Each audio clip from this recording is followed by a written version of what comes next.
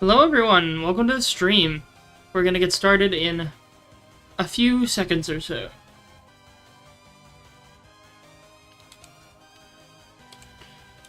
I've got some weird windows going with this one, so let's see if it manages the windows properly. Let me adjust the music as well, make it a little quieter. Oh, that's too quiet. There we go. Alright. So, we get chat up and running. I'm going to try to pop out the chat. I don't know if it's actually going to work properly, but we're going to try it. An attempt will be made.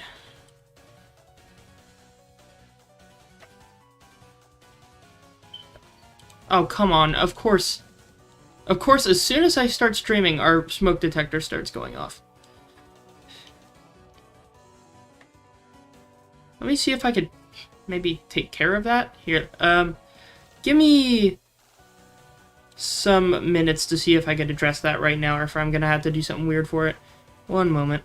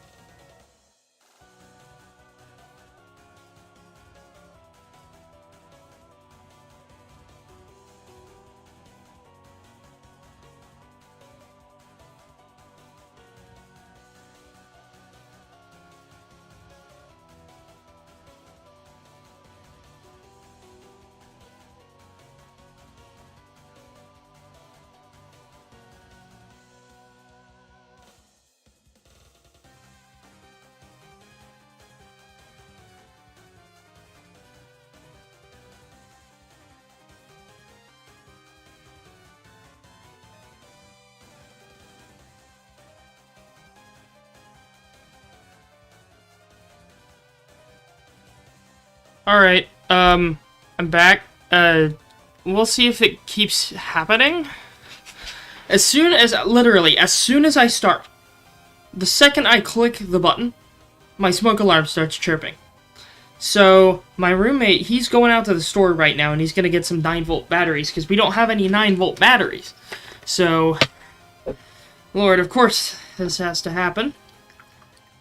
Well, might as well start drinking. I don't know if anyone's even watching this stream right now, but yeah. We were planning to play some Railroads Online, so we'll see if that works. Let me just go ahead and type some BS in here. So they added a new map, and, did I save in the same spot? I did. Okay, so, yeah, they added a new map, and it's, not bad, honestly. I do have Railroads Online extended up to connect to it as well. But, yeah, we'll just see what happens.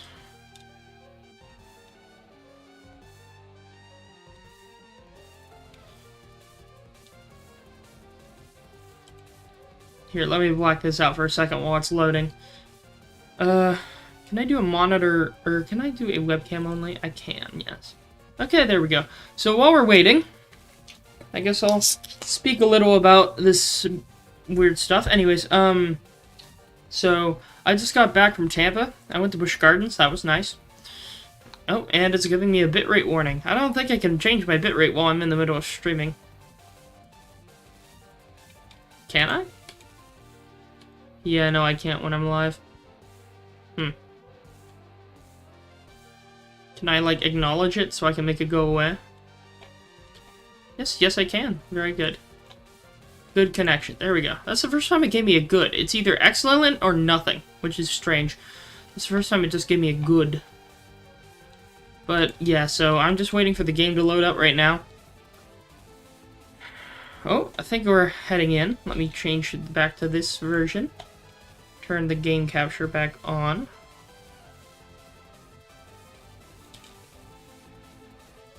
Alright, it's still giving us the loading. I guess I should go ahead and attach extended.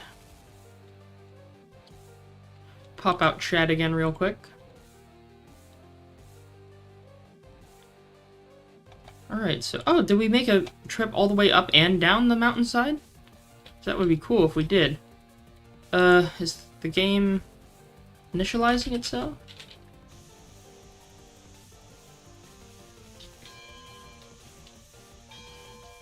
Well, oh. Why are the graphics so bad? What? Is it loading them in actively? I don't think it's supposed to look like that on the tender and the engine. The textures are, like, messed up. What is going on with these textures? I thought my options were set to high. Let me see if this can change anything. What about, textures epic? Apply? Did that change anything? Can I, like, re-render them? There we go, fixed it. Now. So, I wish I could change the names of the engine, because this is the starting engine, but, I guess I can't change it.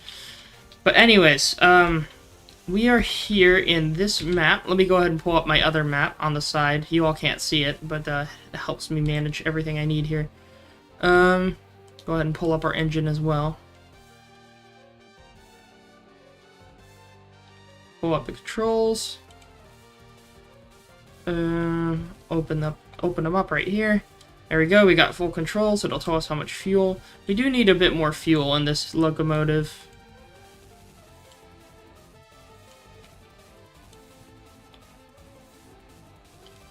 So, I just bought 2 cars.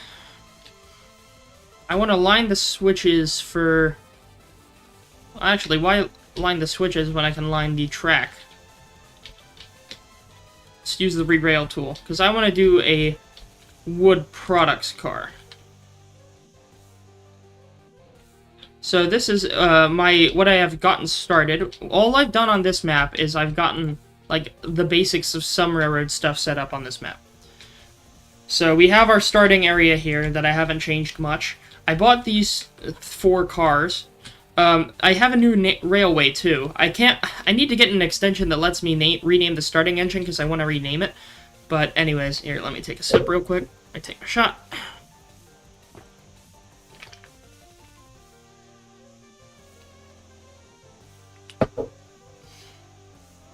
But our railroad in this playthrough is the North Winnipeg Ottawa Railroad Division.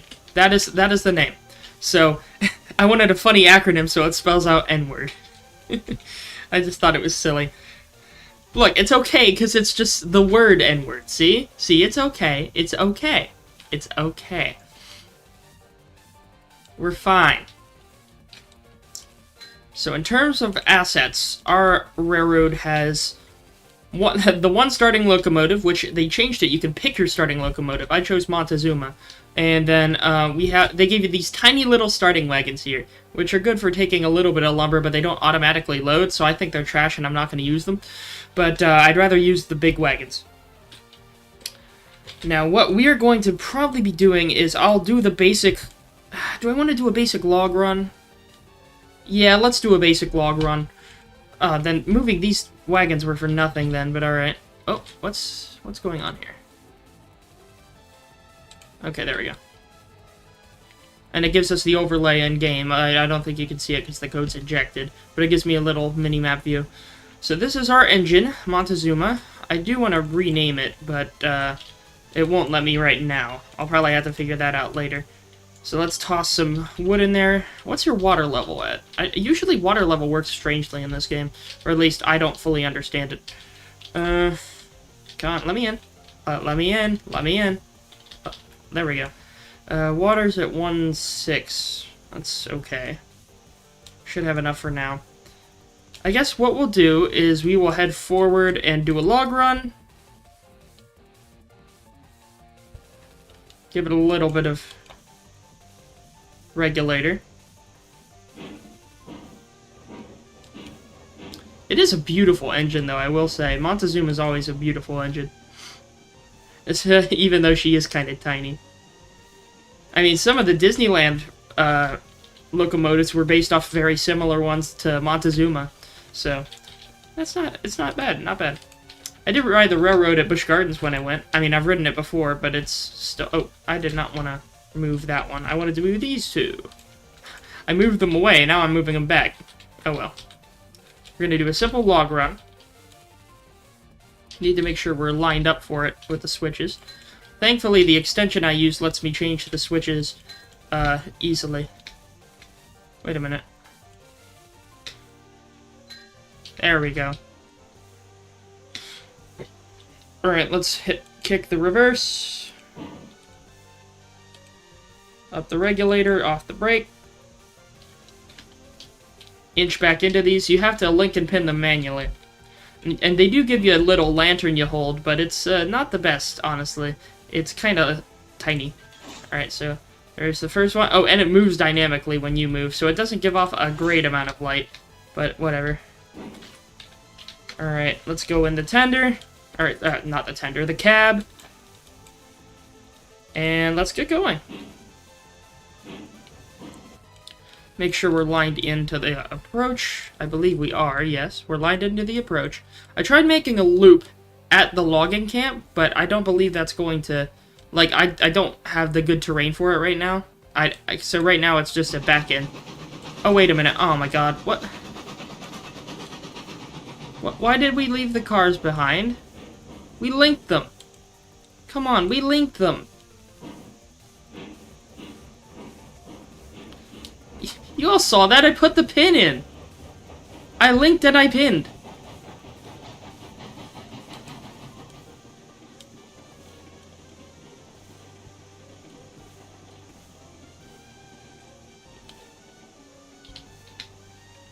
Well, we have enough momentum here. Okay, there's that one. Why did it disappear? What's going on here? We linked both of them. What if I just do a simple right-click?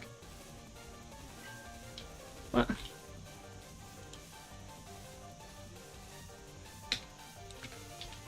Okay, I don't know why it's messing up here. Hello, Andrew. We were dealing earlier. The reason the early stream was kind of weird is because as soon as I started, my smoke alarm started chirping, so my roommate is going to the store to get batteries for it right now. It stopped chirping for now, but, I mean, I don't know why. Because we didn't change the battery on it. Anyways, I'm playing this game after a while. I'm trying to get these to link up properly. Yeah, why are they not linking up properly? What's going on here? Please, just link! Oh my god!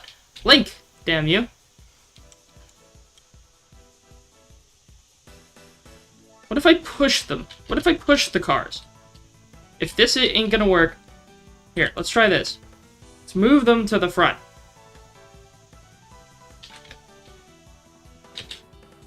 You took that calc test. Oh yeah, you were mentioning that. How'd it go? How did the calc test go? Did you study enough, or did you blow it off like I did a lot? Well, thankfully I didn't have to take calc in college because I took it in high school. I did AP Calc BC in high school, even though I didn't need to. I thought I was going to be an engineer. Didn't work out. Now I'm in hospitality, so it's working out okay, I guess. Alright, let's see. Now maybe I can hook it up forwards. Come on. Or I could manually push the logo. Reverser up, throttle up. There we go. I don't even have to be in the cab. Again, that's with an add-on. Now, are you going to let me link this?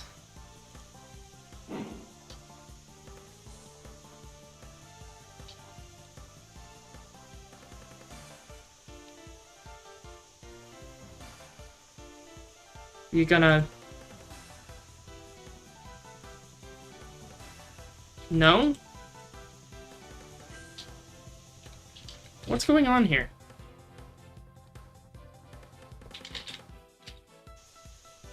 Why is it not hooking up? Just let me hook it up. Please. New highest score in your... Ooh, highest score in your class. Okay, you did put in the work. Good job, good job. Oh, and I thank the fanfics. Oh my god. I don't know if you should be thanking the fanfics, but you do you, I guess. Alright, are we hooked in? Please tell me we're hooked in. Please? Are we hooked in? Please? I'm gonna save the game.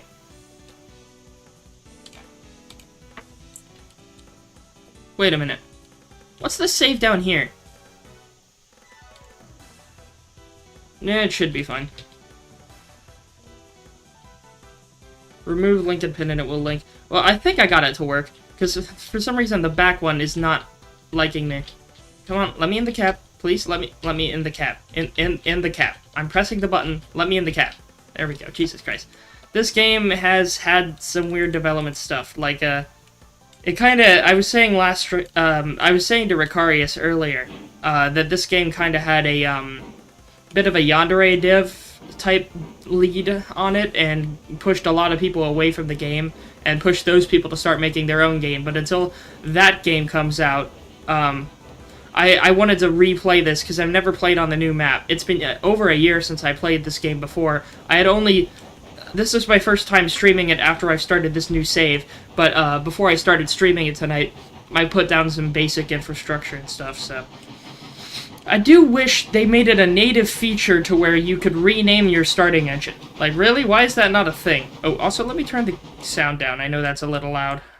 Well, wait, no, that's all sound. Let me turn down just the game sound. 1 second. Sorry, I know it's loud.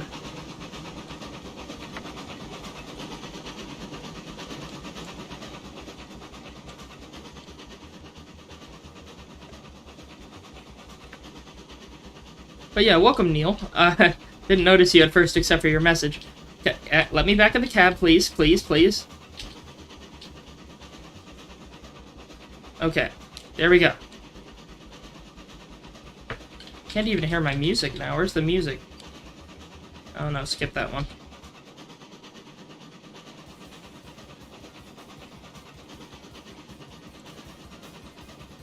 Alright, there we go.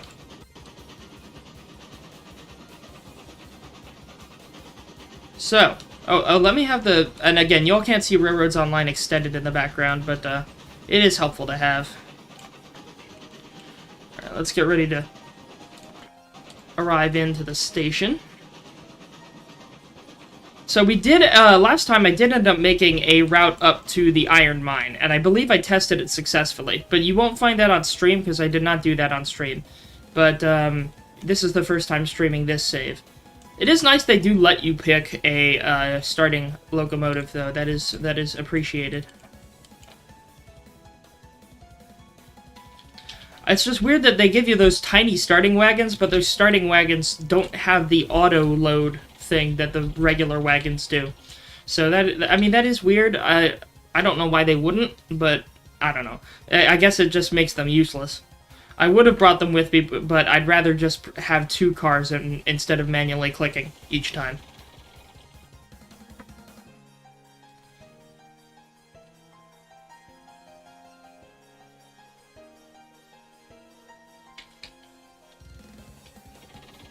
But, yeah, I did try, and there's a remnant of the track over there when I did try, but I did try to make, like, a loop line to connect these 2 sides to where I wouldn't have to reverse, but so far my attempts have not been successful. I may try again, but for now my attempts were unsuccessful. I figure after we do this route, we will take our, we'll take a load of wood up to the, iron mine, just to show that route on stream, because I have not shown the route on stream before. Alright, once this is done, I do wish there's a way you could, like, click this to make it go faster. I know that breaks immersion, but, like, come on, there's nothing for us to do in the meantime. There's just some minor things you'd think they would change, but whatever. Alright, there we go. Kick off the brake, go reverse, and let's pull out. You gonna pull? I have the brake off. What's going on here?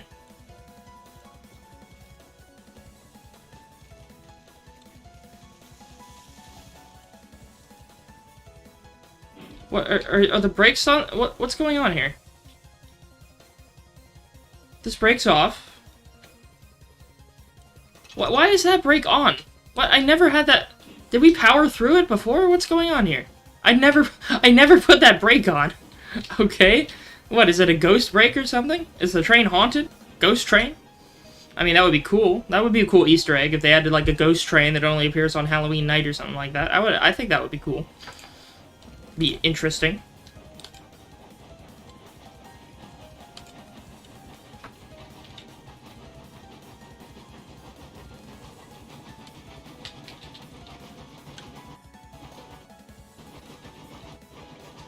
Oh, my entire system's lagging out here. Let me reload the page.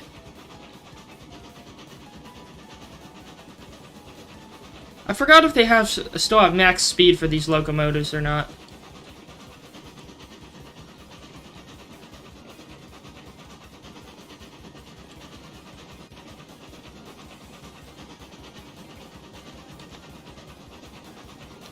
Why is my taskbar not going away? Please go away. Please go away, the taskbar, please go away. Please? Please go away? I can't reach the horizontal scroll bar. Oh my god. Hide the taskbar! Force hide the taskbar! Oh my god.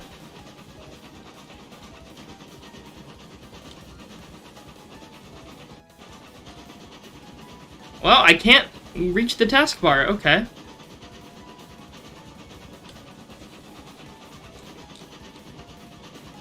Guess I'll have to shorten the whole window.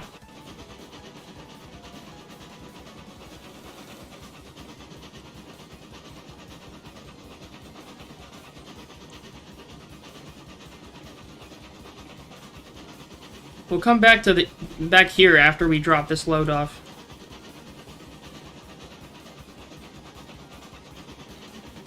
Are all the switches set?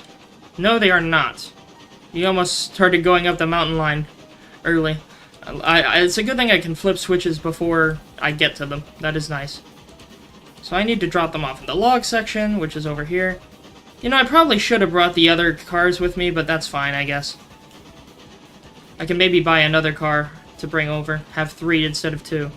But you can see off in the distance, I have 2 different, like, routes there. I wanted to go up this hill, and I ended up doing two different things. First off, I ended up doing a switchback, like a partial switchback, and then I ended up doing just a longer 2.5.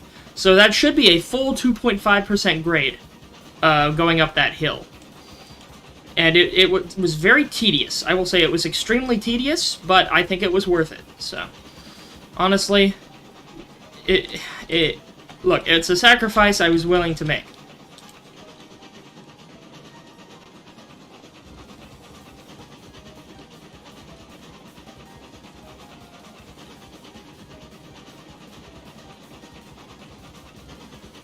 Right, are we getting closer? Should be. And I think I had it split off. Yes, I did. I did have it split off. And you can see the remnants of me trying to make a bridge here that didn't work out, so I ended up making a different one that did work out. You just forget, you tend to forget how large you need to build things like that, honestly. You think you can make it shorter, but I don't want to go, like, shorter in the turn radius than, like, 60 degrees or something.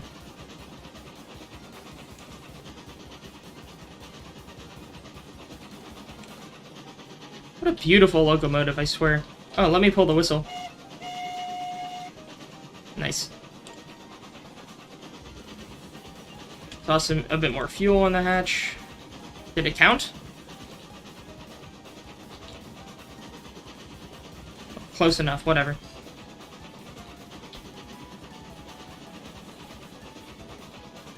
And I like that I can activate the bell too, even if it's a little quiet.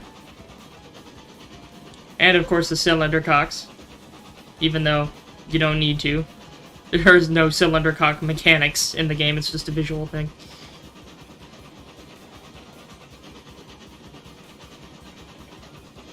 Now we don't want to go straight off the edge. I do not have a buffer stop. Wait. Oh, wait, no, I do have a buffer stop. Still, I don't want to hit it.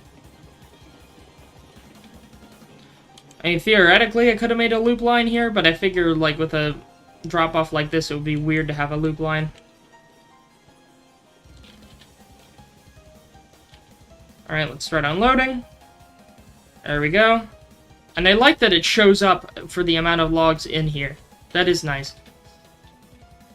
There we go, we have unloaded. Now let's go ahead and speed our way and get us the blazes out of here. This time we'll ride on top of the cars. Give it a quick save.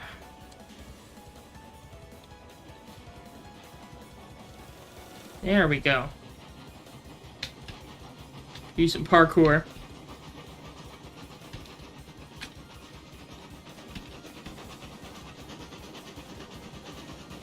Can I turn on the lamp? I can. Ooh, that's bright. That is very bright. Okay. Oh, come on, let me jump. There we go.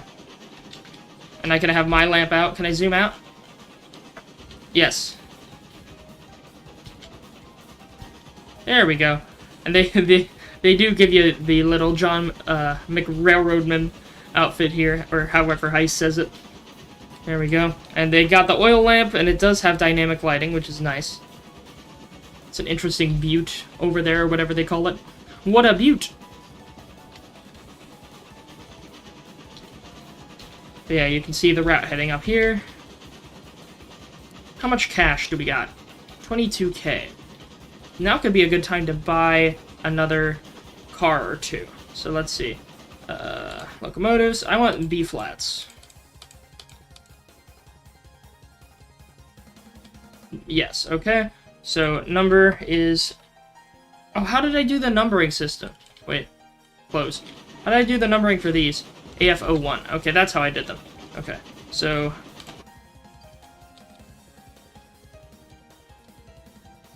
Okay, so... Number is... BF03. Paint, name is... N-word. Order. Do it again.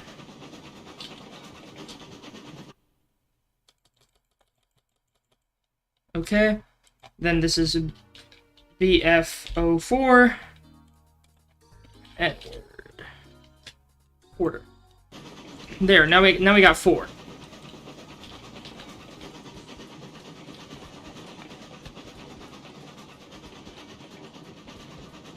So we're heading back to the station here.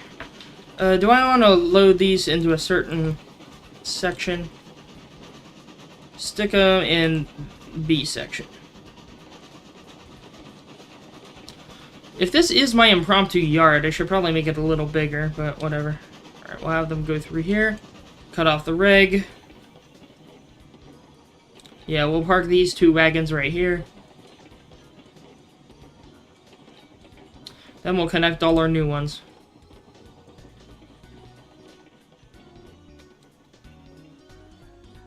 Alright, there we go.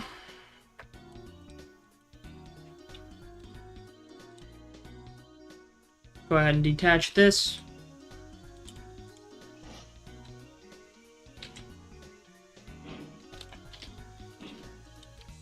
I'll be ready to flip the switch for him.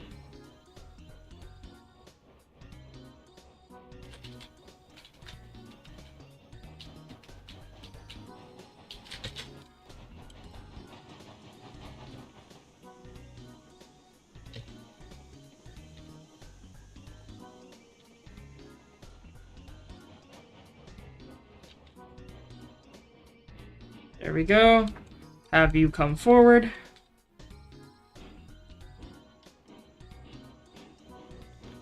Flip this one up. I'll ride the cow catcher in. But I'll cut the reg early, because I do need to set up the cars themselves. Am I beating the engine? Slowly. Okay, because I want to get out of the way in time. Or at least stick the couplers in.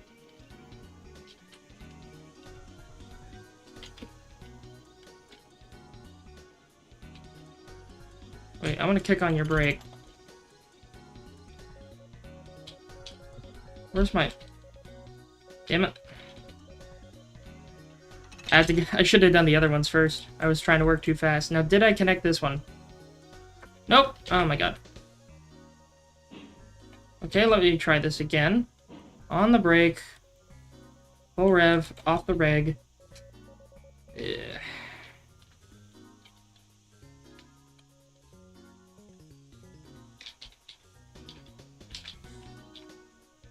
Come on. Stick. Stick anywhere? Literally anywhere. Stick. Okay. Here. Stick here. Anywhere here. Okay, there we go.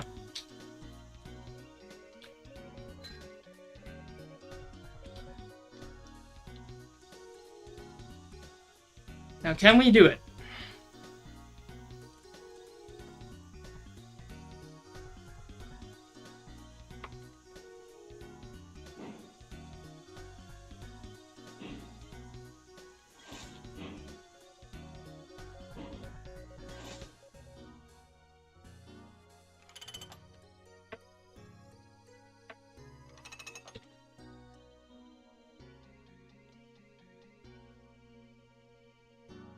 Well, you away.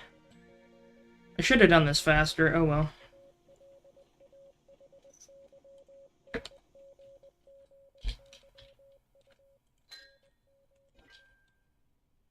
There's the 4th one. Alright, now let's pull it back forward.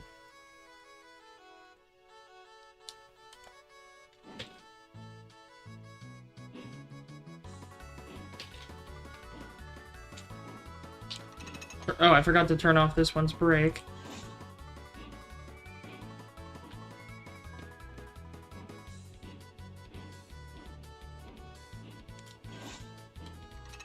Okay.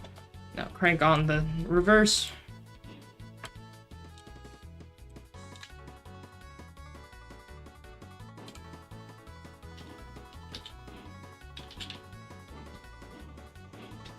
We can get rid of the lantern.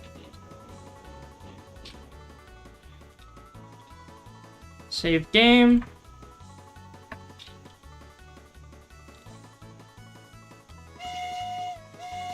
There we go. Let's get started.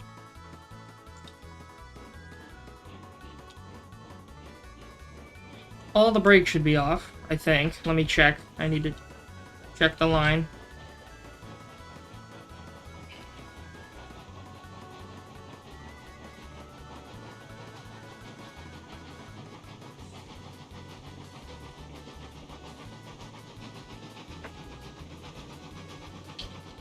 There we go, we got all 4 cars. Now we're ready for the mountain route. Let me make sure all the switches are set. I guess, should we go backwards the whole way? Yeah, let's go backwards the whole way. It doesn't really make a difference. First switch is set. And that winds up a hill. I believe it is lined correctly. Are we lined correctly heading completely in? We are, yes. Okay, we're lined the whole way. Full steam ahead.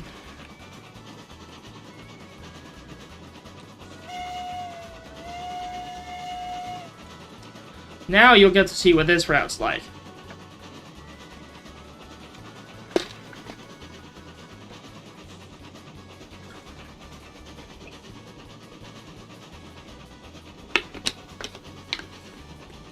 Oh, I should go full rig.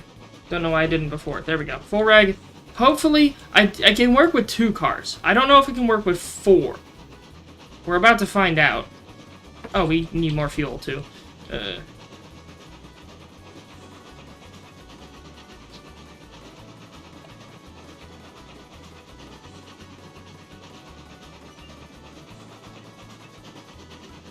There we go. Back up to a good amount of fuel.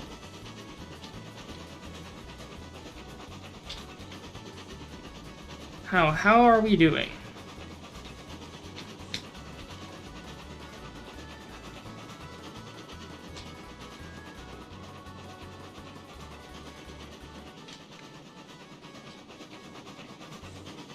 I like that picture. That's a good picture. Oh, froze. There we go. It didn't like me taking a picture.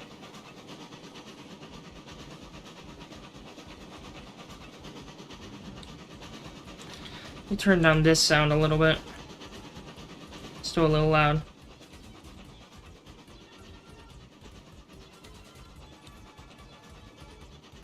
There we go. But yeah, you can see the general route that this is taking.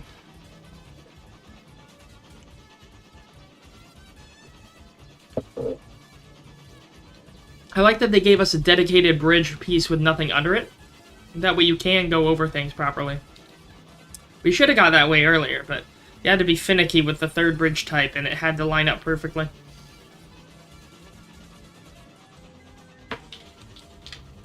Oh, our flat's in order here? Oh, fell off. Oops. Well, I can get back on the train. Here, wait.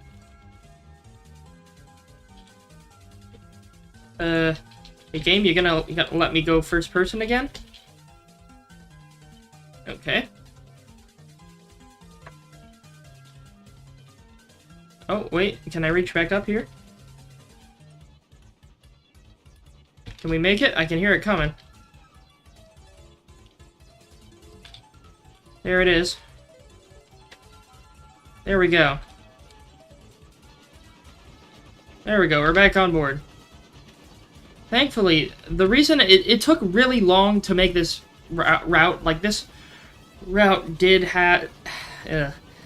It took a good 2 to 3 hours to build this route, all things considered, start to finish. But the good news is it's a mostly automated route, and it's only 2.5% grade, so most engines that I'll end up getting can go up it. So, because as you can see, Montezuma's handling it pretty well with 4 wagons, which is decent. I only tested it with 2 last time. Is our water good? Yeah, our water's fine.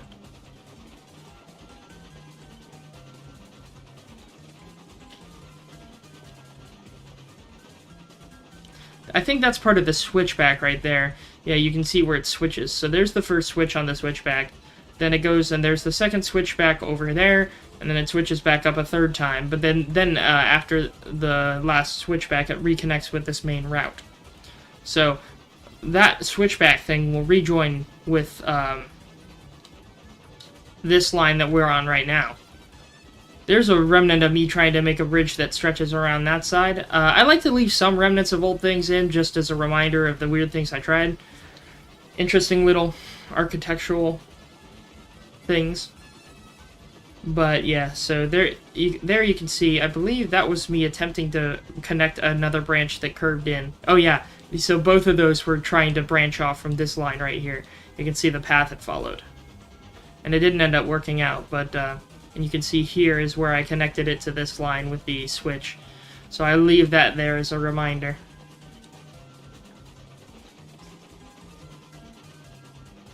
And there is the switch right there that leads to the first set in the switchback.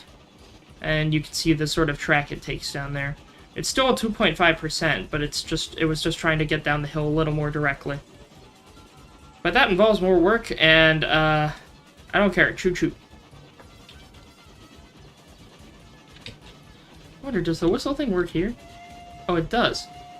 Very good. The remote... Oh, this is a little sketchy. I don't want to touch the controls because I want to see if I can do it front and back facing with the curves we have. I tried not to go below 50 degree curves. It is rocking back and forth a little too much for comfort.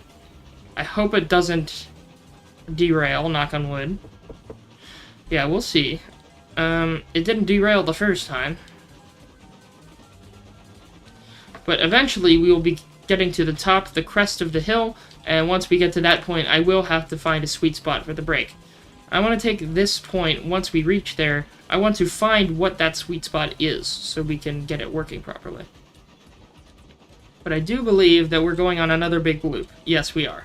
Because to get up there, to the crest of the hill, right up there where I'm looking, in that direction I'm looking, to get to that crest, we'll have to go around this big loop right here. Again, it takes a lot of work to get, and a lot of track to do a 2.5% down this hill.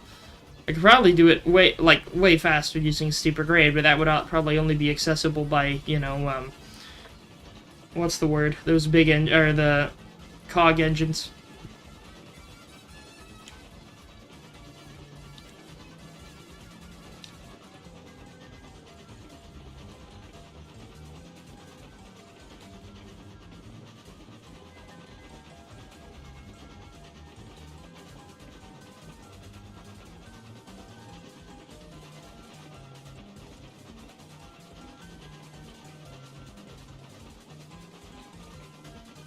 Yeah, we're just going up the same grade. I try to use the wooden bridges when I can, because I think they look nicer. Seeing that cool trestle design, I think.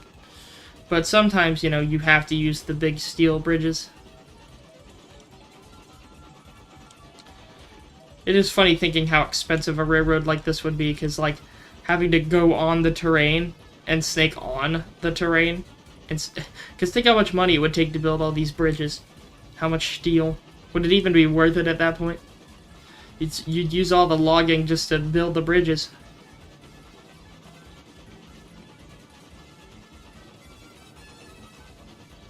At that point, you may want to use, like, a horse and buggy. A cart.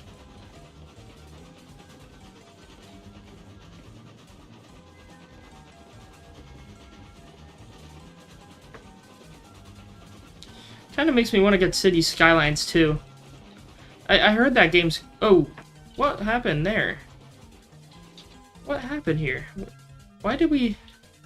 Oh, this terrain. Oh. Well, let me wait for this to get a little further down the track, then I'll swing the brakes, because I need enough room to fix it, and I don't know how much territory this had on it. Let me apply the brakes. I see the problem here. I don't know why I didn't catch it the first time. Okay, so this terrain here interfered with it and derailed it.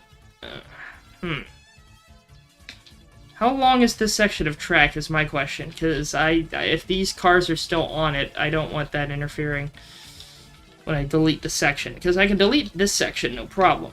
But, ooh, how am I gonna...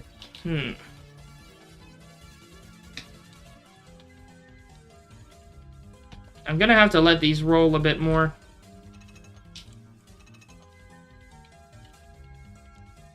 Where's the point of exchange? I think it's down there.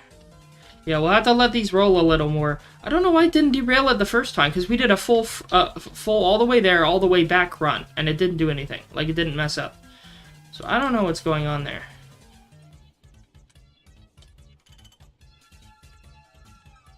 Alright, well, let's head back and fix this. Thankfully, this should be an easy fix, since it won't mess with the grade too much. but that is strange. So let me save as save 1 before I try any of this. And get rid of these. Oh, I didn't have to let it mess up that much. Oh, well. So I want bridge 1. No, bridge 2. So I wanted the curve, and I wanted a 2.5. Now, how far will it let me curve inwards? Oh, no, we got wiggle room here. But this is 70, which I think is what I did, and that is too close for comfort. Now, can I make it a little further away? 60, maybe. What about a 60? That looks better.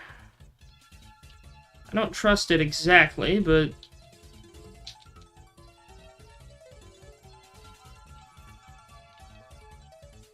What if I go with, like, a 55? Maybe a 55, just to be safe.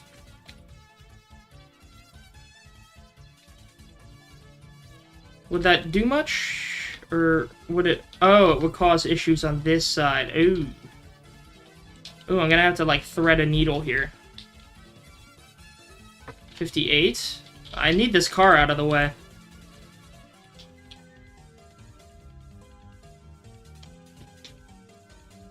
Are you on properly? Okay, you are. On with your brake.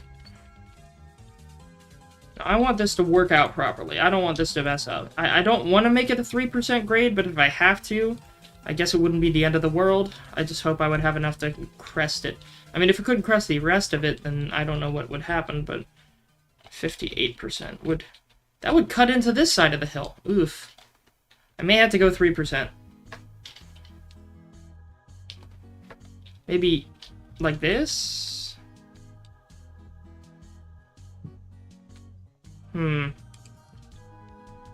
That may have to be what we do here. I don't like it, but I don't know what other choice I have.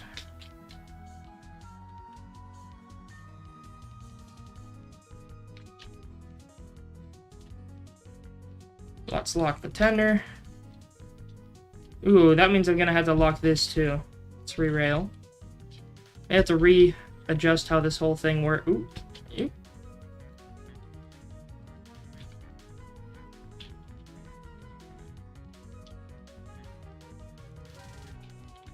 How long was this section? That was decently long. How do I want this to go?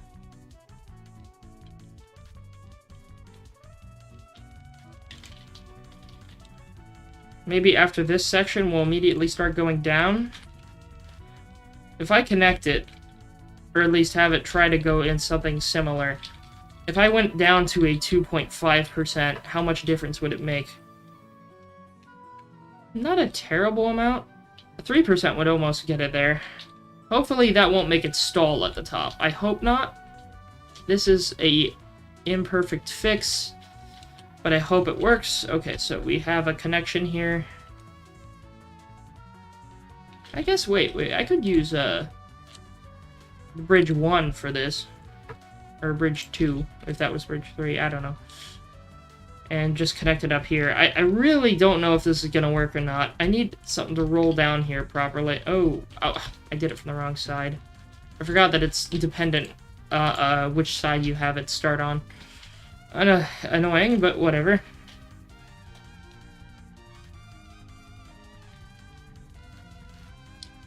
There we go. Hope this works. Like, I don't see much interference here on this part of the track. Let's re-rail the engine. Alright, Monty. You gonna save us? Oh, I wanna not do that. Wait, Monty. Rotate. I need you facing... No, I want you to face the right way. Forward. Backward. There we go. I do want you to not mess up, though. I need you to go forward. Can you push against it?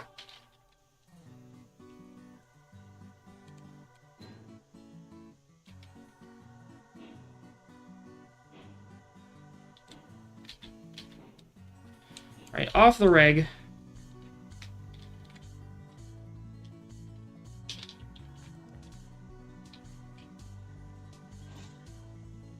Okay, we're connected to the tender. Pull up your reg, have the tender brake go off.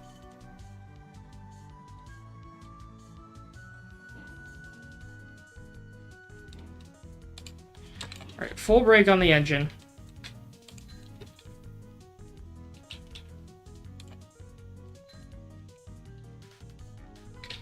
Then we kick off the engine brake. There we go, we got this car hooked in. Now I need to make sure, are all of the... Oh, are you all sliding or not? I don't think you're sliding. But are you connected? Yes.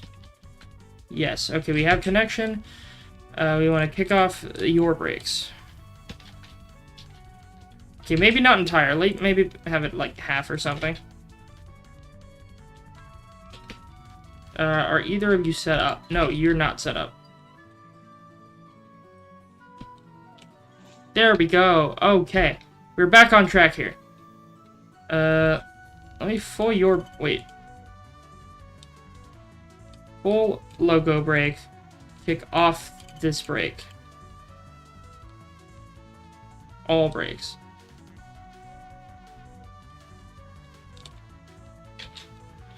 Okay. I think everything's set. I'm gonna save again. Save. Let's try again. Give it a full... In fact, I may turn sand on for this. Sand on. Full reg.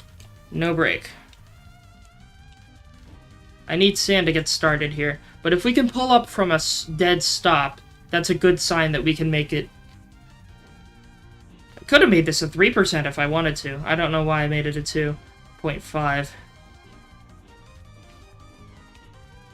Just until we get enough momentum, I'll keep the sand on. They don't tell you how much sand you got.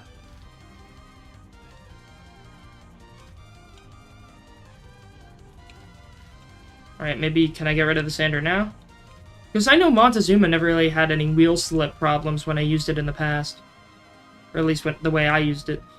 Okay, it looks like we're doing okay. I'll just have to check how she works with the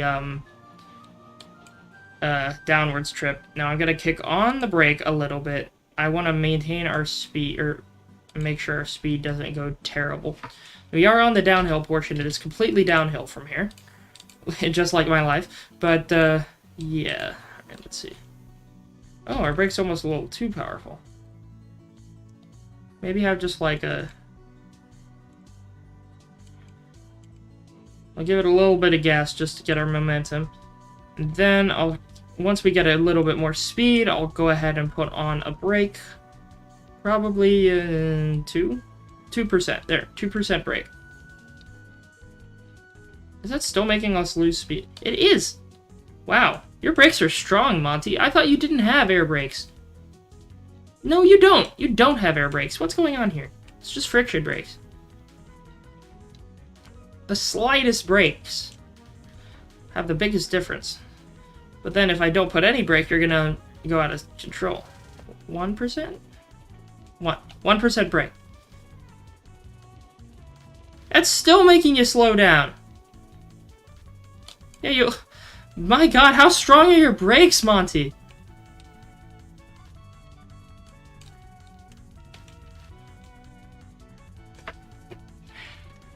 We kind of need some... Maybe maybe kick on one of the brakes on one of the wagons or something? I don't know if they have weaker brakes, or maybe the tender? The tender only has like 2 points of contact. Maybe that'll make a difference? I don't know if the dev thought out that far, but... Here, let's see. Let's try 1% on the tender. There. 1% brake on the tender. Oh my god, it's still making go slower. What is going on here?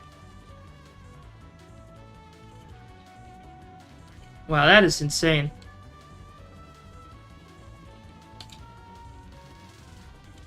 Because then the speed will get too hot. I guess I'll just have to thread the brake here.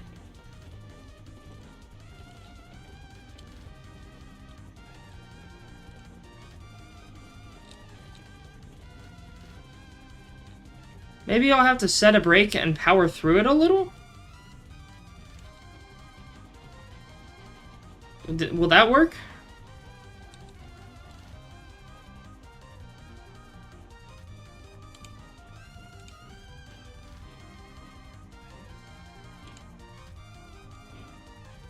What? I set a... You're telling me I set a 2% brake and full regulator won't do anything against it? I can't... You won't let me outrun my brakes. You can't outrun a 2% brake. What is going on here? This is... They changed how the game works. This is bad. Like, this is actually bad. I don't know if this is just... Like... Wait. Oh. Oh, it's going... Okay. Never mind. I thought... Is this section really going uphill? Okay, I guess this is just a weird section. Alright, I take back what I said earlier. I thought it was a full 2.5% down. I guess it had to do some weird stuff here. Some plateau. Yeah, this does look like a plateau. Oh, well. Alright, now... Now we should be going full downhill. Kick off the brakes. Or the gas, at least.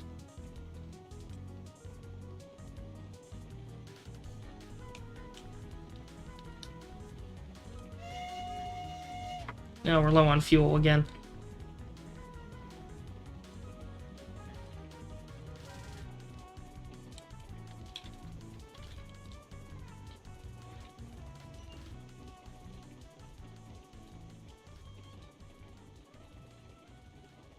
Okay, our speed's manageable. It looks like we have another flat...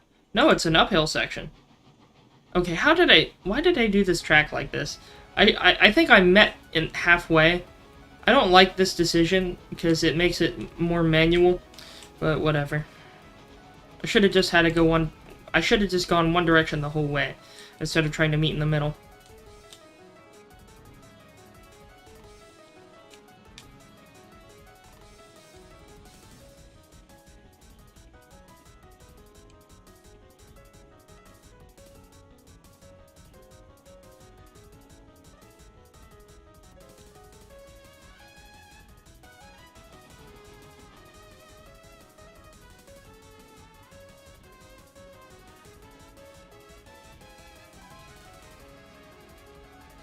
Now, will you overpower a 2%? No, a 2%. This is going downhill. It is a 2.5% grade. How is that debilitating? That is so strange. I don't get that. Okay, I guess my point still stands. Like, yeah, okay, whatever. 2% brakes.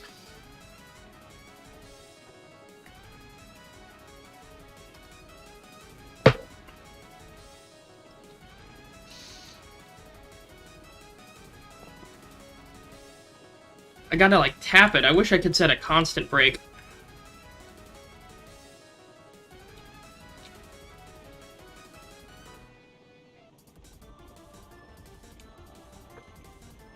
What if I tried a manual 1% brake? There. 1%. Oh. Well, now I can't have the 1% brake because it's doing weird shit again. I really kind of want to fix this track. Well, I can't really... Problem is, I can't really fix the track unless I start from the point where it stops going down at 2.5. Like, I would have to start fresh, is the thing. I mean, I could try it. That could be an interesting thought experiment. But it looks like we are about here. Oh. Ah, I see what the problem was. I have made a grave error, it seems. And that grave error was that I didn't load any actual lumber. I just went straight up the hill. Well, me going up here was useless. So... I mean, we fixed the track up there, which I guess is a good thing, because I would have derailed again, but, yeah, there's nothing I can do if I don't have anything to drop off, unfortunately. Ooh, that is a nice picture, though. Oh, okay. Well... What can I do here? Let me try something else. Oh, and my music paused.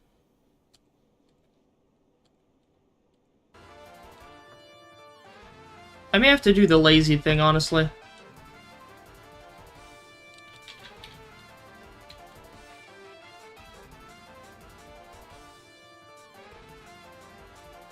In the meantime, though, the two, I dropped off, like, a little bit. We haven't made any iron ore because I only dropped off lumber. I didn't drop off beams. Forgot if beams take the same car as lumber. I think they do, but I could be wrong. Whatever. So we have a little bit of lumber. Now, if I zoom out on the map here, there's other places I could set up industries at. Like, I could teleport myself here. This is the Toolworks, I think, or whatever the equivalent name is. We set up a telegraph office. I mean, the Railroad Online version, or I mean, the Railroad Online extended version makes this a bit easier, but,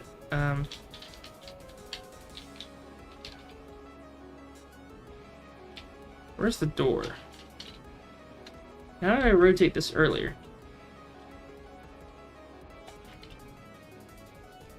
I don't remember. Oh, because it's 1%. That's why it rotates so slowly. Well, let's get track back out. Here we go. We're at 10% now. Telegraph office. Much easier. Okay. Alright, boom. Telegraph office is set up. Well, temporary one. I like prepping the industries here. So what we're doing is prepping this industry. For when I eventually do want to send trains through here. So let's see. Have this all set up.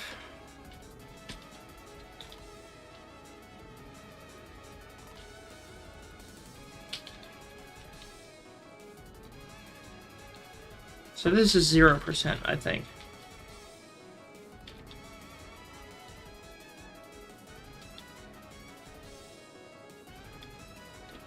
Well, wait a minute. If this is 0, why is it going up? Don't tell me it's at a different height. Well, I guess it doesn't matter entirely. Alright, there we go. One solid piece of track through both of these industries. Then there should be another on the other side for drop-off purposes.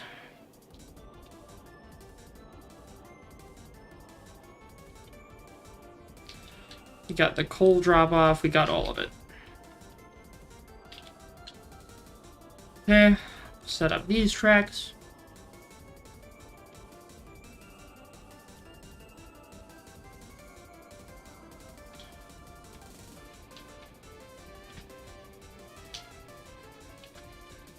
There we go.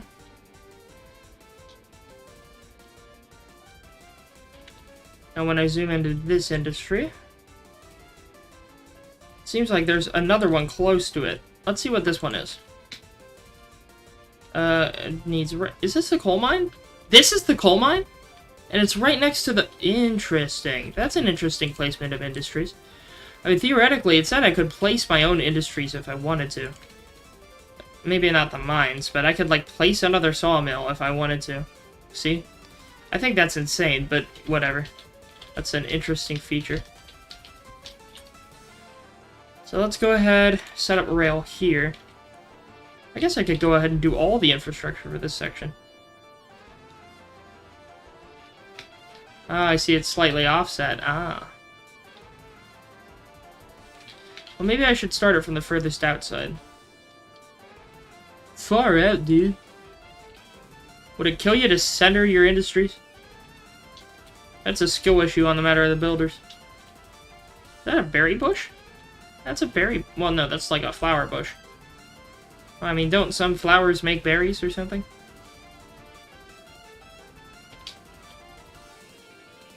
I don't know if that's enough right here, but maybe.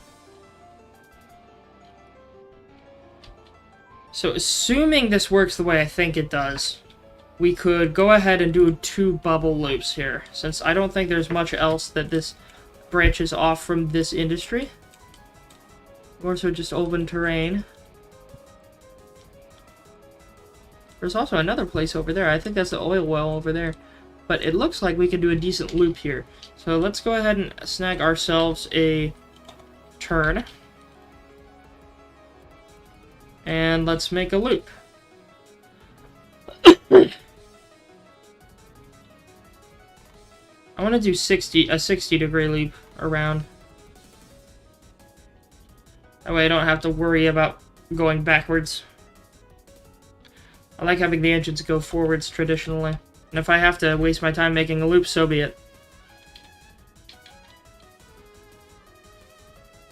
Now, won't let me do this. I may have to make a bit of a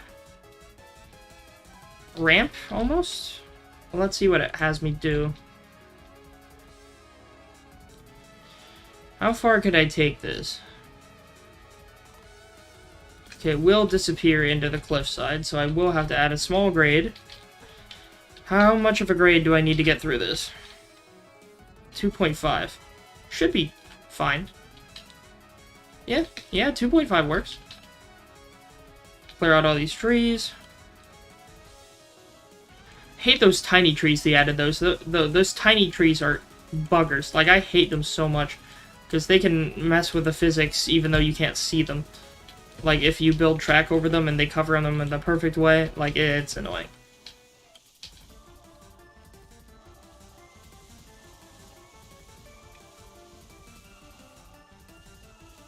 See, I got one. I killed one of them without me even knowing.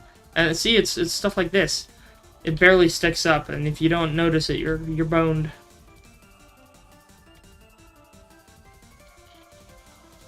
Should give you a little money when you knock down those trees, but whatever. Alright. Minus 2.5 heading down.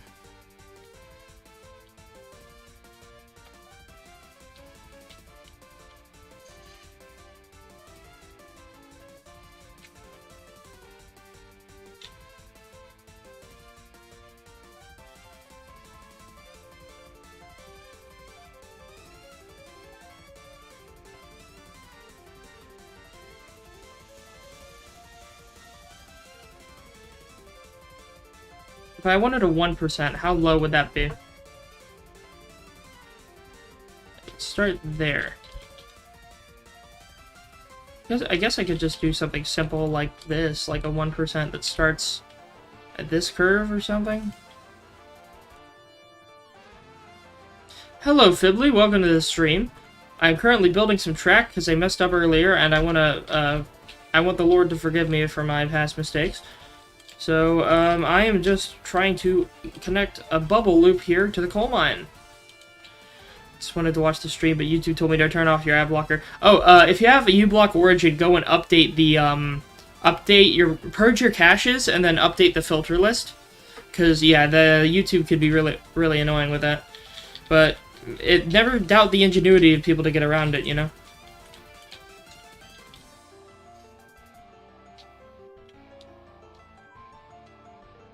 Ooh, unfortunately, this looks like I may have to shorten the turn radius. I don't know if I'm gonna make it. I don't think I'm gonna make it. Oh my god. Shit. I had it at 60. I may have to make it 50. 50 degrees to get the, curve radius just right. Well, if 50 degrees don't do it, then that's the problem, because you need way more space than you think to make a loop with this track. It has to curve at such a slight angle. It's really finicky.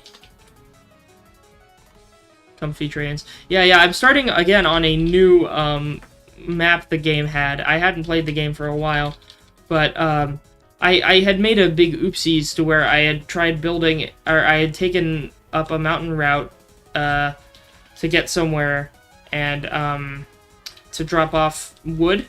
And I made it up the route and fixed part of it that made me derail. Only problem was, I forgot to actually bring any wood with me. So I brought an empty train up to the iron mine. And, yeah, an empty train is kinda useless. So, oops. Dare companies wanting money. Yeah, no, that is annoying. How dare companies want money? Only I can have, well, I don't have money right now, but a man can dream, alright? Everyone wants money, you see. It's all, I don't know. But the whole YouTube versus the adblock thing has been funny with, you know, it's been starting that whole Cold War. Silly little Cold War activities. Now, if I go a gradual upward slope, maybe 2% instead of 2.5, or at least 1.5% going all the way up here. Oh, even a 1% maybe. So I'm gonna have to get rid of the old rails because the curves won't match. I'll try to match it from the other side and find like a happy intersection if I can. I can paint some happy little trees, as a certain painter might say. The ultimate comfy video experience. You know, I should watch more of those. I should watch more of Bob Ross's painting series. Like, that was always relaxing, watching those. I think, if anything, that's the closest thing to, like that. I bet that was a lot of people's introduction to, like, ASMR style stuff, because the way he spoke during those painting videos was really similar to that. Did I go too high with this? Can we get much higher? So high. Oh. Wait, why is it at 2.5%? Okay, that I had to go back now, but I don't know if I wanted it at 2.5. Maybe 2% would work? But yeah, welcome again, E. Let me know if you want to voice chat at one point. I had to delay the stream starting after it had started because of our smoke detector chirping at us, but I think we got it fixed. Well, my roommate had to go out and get batteries, so I thank him for that. Okay, is this enough length to get up there? Yes, it is. Okay, we got a good balance. Lily said, this very slightly reminds me of LBP karting track creation. Less the map and more appealing with function. Oh, Lord. Yeah, the classic beep. Yeah, we had to deal with that. It was so annoying. Like, I'm like, oh, God, I thought I didn't have to deal with this. I thought it was only in memes. Anyways. Yeah, that's interesting you say that, because, again, I was saying with Ricarius earlier that this game kind of had, like, a Yandere dev sort of development, and the main developer of this game sort of pushed a lot of people away with the way he was acting. And a lot of the people he pushed away included a YouTuber I like named Heis, and Heis is now working with a bunch of other people who had worked on this game in the past, and they're making their own interesting train game. So I'm interested to see how that works out for them. Now, at this point, since I think I've gotten a good loop here going, I'm going to try to connect it up here. Are we good? That looks smooth enough.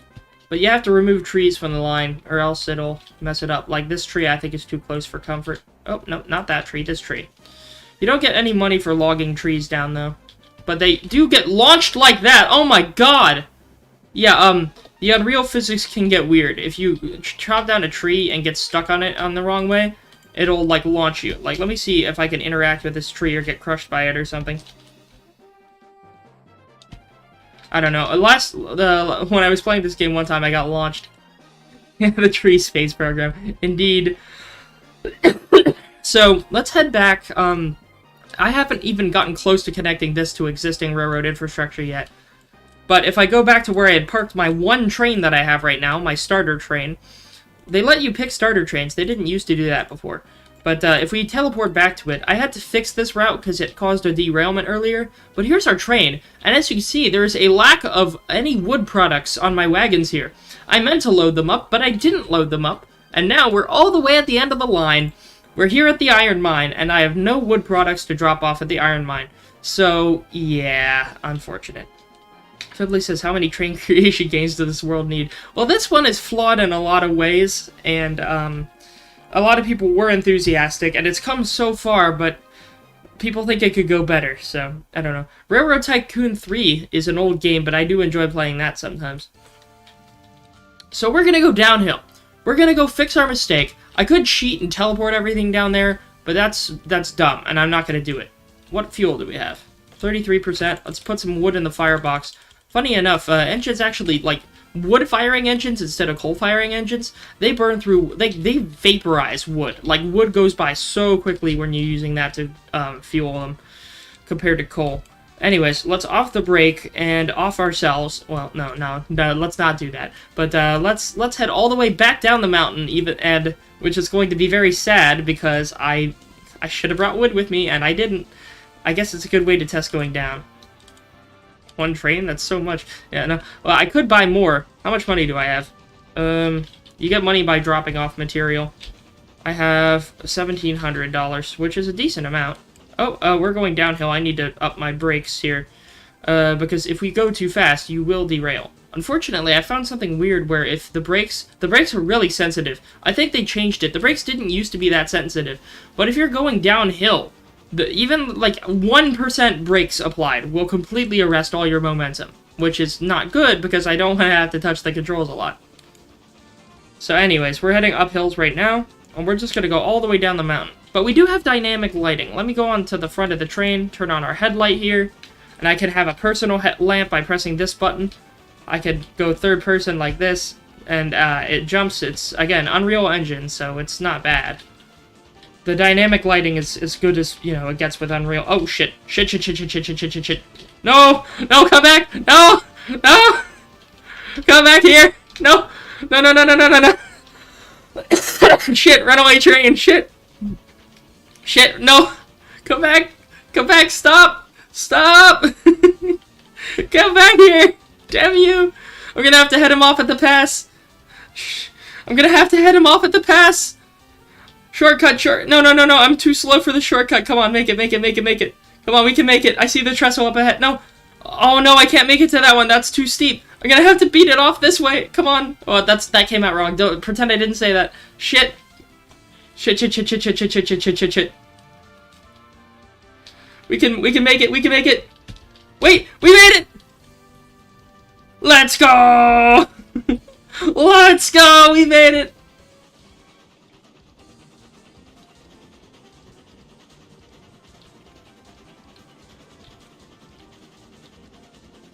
There we go. Okay, we're back. We're back. Chat, we are so back. That would have been funny, though, if I mean, I could have stopped it remotely, but I thought it would be fun if I tried to catch it. But we caught it. Let's go. Thankfully, the section of the route that does work properly works very well. Let's see. E says, I've been meaning to try Kerbal again. The first one, though, because the second one is still a buggy mess. What do you mean, what? What do you mean, Kerbal? What? There's 2 Kerbals? What do you mean? Is there a second Kerbal Space Program or something? Are there any other Squidwards I need to know about?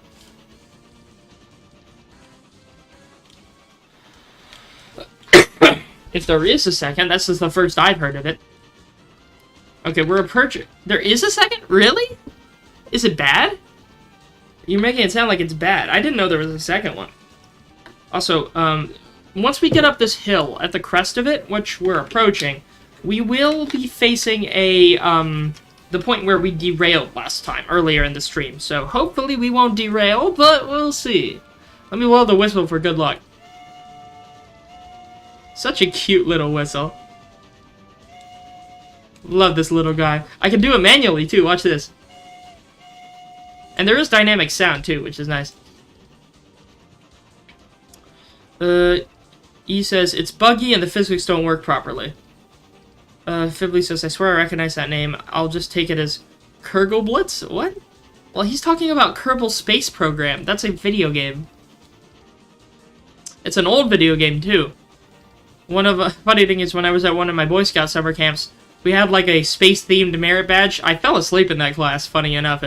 I was really tired. But, at that summer class, or summer camp class, half of it was just us watching the guy play Kerbal Space Program. We were just watching the teacher play Kerbal Space Program the whole time. The rest of it was boring, though. And no, unfortunately, he took it seriously, so we didn't get to see him crash the shitfuck too, and kill all the Kerbals. Okay, so this is where we derailed last time. Are we going to derail again? No. Okay, good, we fixed it. Right here, this top crest of this hill is where we crashed last time. So now we're heading downhill. I'm going to save the game before we crash again. In fact, you can see the remnants of that crash in the screenshot there. Let's get back in control of the locomotive. Okay, well, I want to experiment. So I'm going to go with the smallest amount of brake I can muster. 3%. Well, I can get smaller, but... And it's decreasing our speed way too fast, so... Let me go turn off the brake again. And then I'm going to go in this other screen here for the extension, and I'm going to turn on the brake in that one to 1%. 1% brake. And our speed is still going so far down. Look. I'm going to leave this 1% brake on, and look what happens. We are slowing to a crawl. He says, Lamau, I like to build planes and dogfight them in KSP. You may do space stuff, but you like being able to build aircraft. Look, see? 1%. This is 1% break. It completely stopped the train. It didn't used to do that. I don't know if, like, something caused it to change in an update, but come on! This is a train that is going downhill at a 2.5% grade. And I applied the brakes 1% of their full strength, and it completely stopped the train. Like, really? Are you kidding me? That's stupid. We are going down, so I'm gonna have to make it go down faster. So I'll have to be micromanaging the brake the whole time. It used to be you could set a constant brake speed and it would balance it out, but now, no, you can't. And the weirdest thing is you would expect it to do that for air brakes, where it uses compressed air in the brakes, right?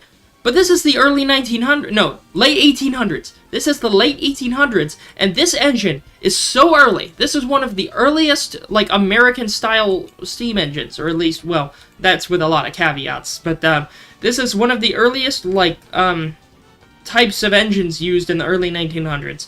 And it has no air brakes, none. This thing has 0 air brakes, it's only friction brakes.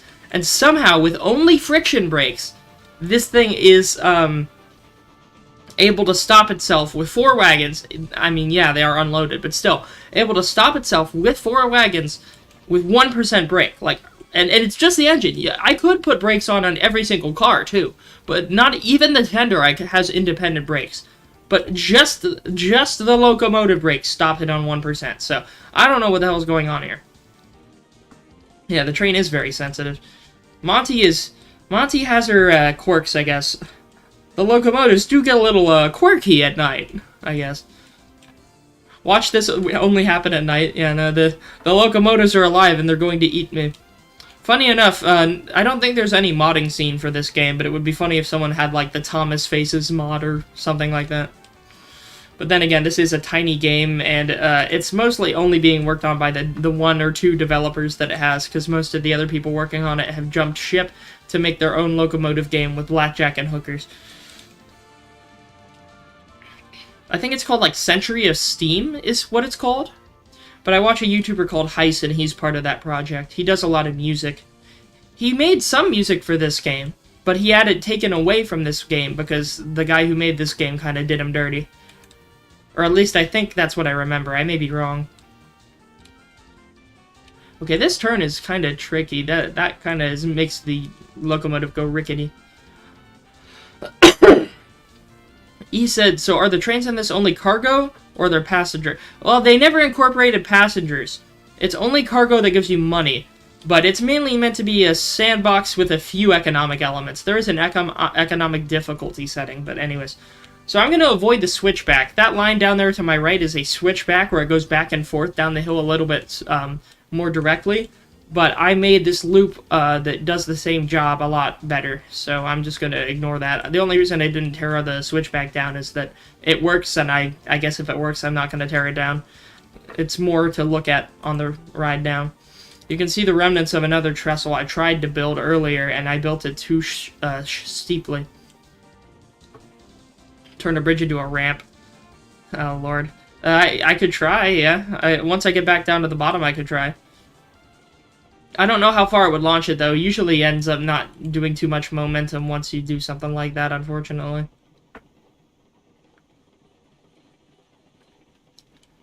Do a trick. Unfortunately, you cannot flip a locomotive without a derailing. If someone can flip a locomotive without a derailing, that would be really impressive. I would give them that. But, instead, I'm going to do that one thing where there's a Kenosha incident that happened in the railroad the railroad that owned this locomotive, I believe, the Denver and Rio Grande. They commissioned the Montezuma locomotive, but they had something called the Kenosha Pass incident, where one of their engineers was really drunk. They're operating one of their locomotives on their logging railroad, and ended up derailing on a cliff and tumbling down, and he died. But now Heist made a song called Smells Like Kenosha that sounds like it starts off slow and then gets more intense and intense, like rock sort of thing, until it all like makes this musical sound equivalent of a train tumbling down a cliff. But I guess I could recreate that Smells like Kenosha. I'm not gonna play it because he probably copyrighted it, but I can recreate it here with my shots here, so let's see. Shit, we're going too fast. Oh, oh wow, record time. I didn't even try, oh shit. Shit, that means the rest of it's going down. Shit. I didn't actually mean to do that. Like, I wanted to do it later. I wanted to at least finish my shot. No! And it's gone. Shit. Where is it right now? Maybe I can head it off. Where is it? Shit, it's rolling too fast. I see it. I see him.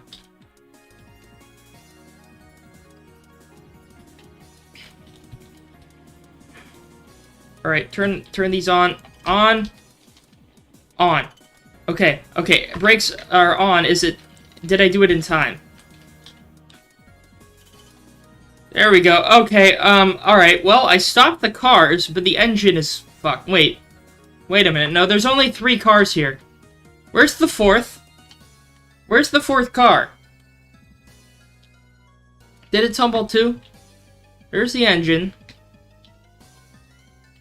And the tender. Where's the 3rd wagon?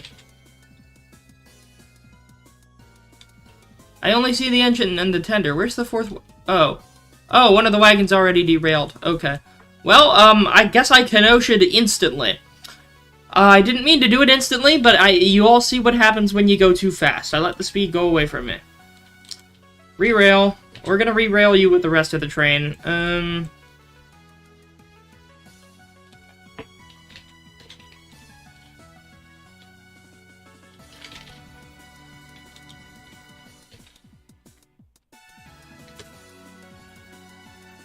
Come on. There you go. Okay, brakes on. Thrust is off. Or, thrust. Why did I say thrust? Well, let's re-rail this thing. I did crash it successfully, and by accident. I did not do that on purpose. While I was taking my shot, the speed got too high. The speed is a lot, mate. Well, that makes it the 2nd official time this engine has been Kenosha'd, both of which were on stream. So, I shit the bed twice.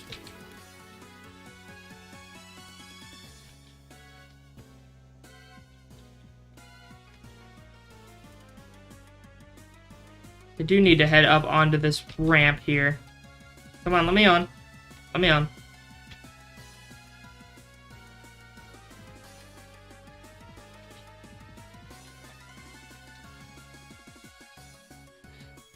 Lord. Are you aware there's a multiplayer mod for KSP? You had me download it. You were the one who had me download it. I remember, it was a long time ago, but yeah, you introduced me to that, Ricarius. There we go. Tender's reattached. Where's the car? That's it! It fell all the way over there. Okay, let me teleport to it, because I'm lazy. And then, Fibbly said if it exists, get an invisible track mod so you can see ramp gaming. Task failed successfully. Oh, yeah, well, yeah, I remember you telling me about that. Come on. Let me click you. Oh, come on. Okay, there we go. I thought it was, like, stuck underneath the ground where I couldn't access it or something. Alright, can I get on? Can I have something to eat? No. Can I have something to eat? No. Try again later. Wait a minute. I want to connect this one, but let me have it go this way.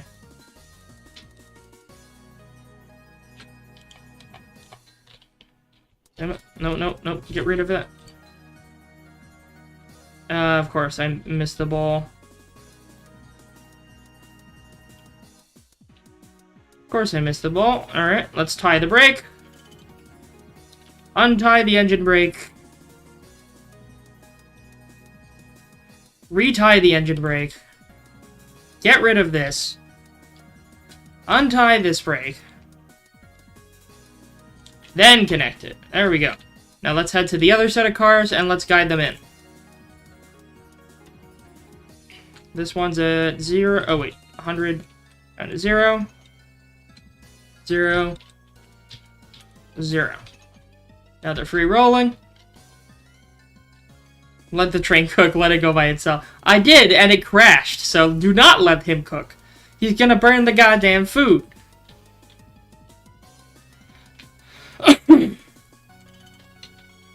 Turn on the brake a little bit. Thank God this has handbrakes, honestly. Handbrakes are helpful.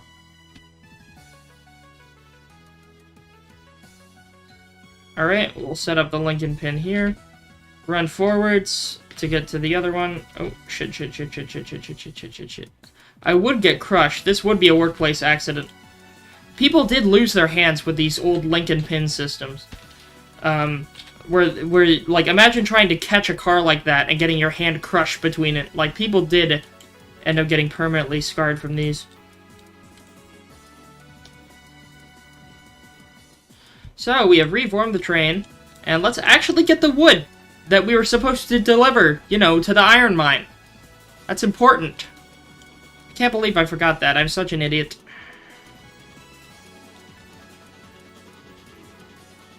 So, yeah, let's actually get the wood. We'll need to go backwards here.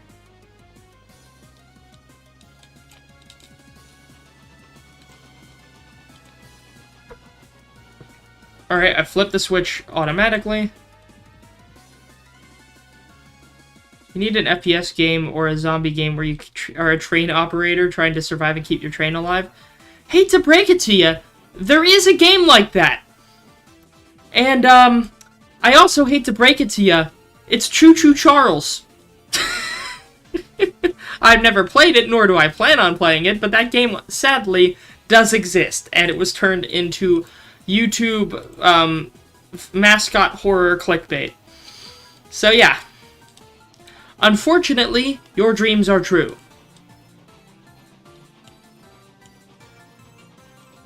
Although I will admit, Stupendium did make a good song about it.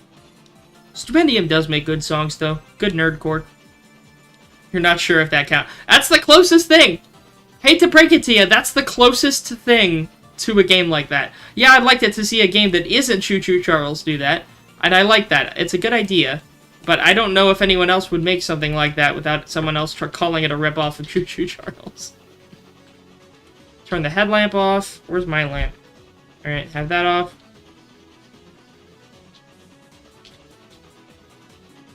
So now we're actually heading to the sawmill. Here, I'll do something, well, I would do something funny, but it takes so long to reload the game that it's really annoying. That's another thing. Load times are very annoying in this game.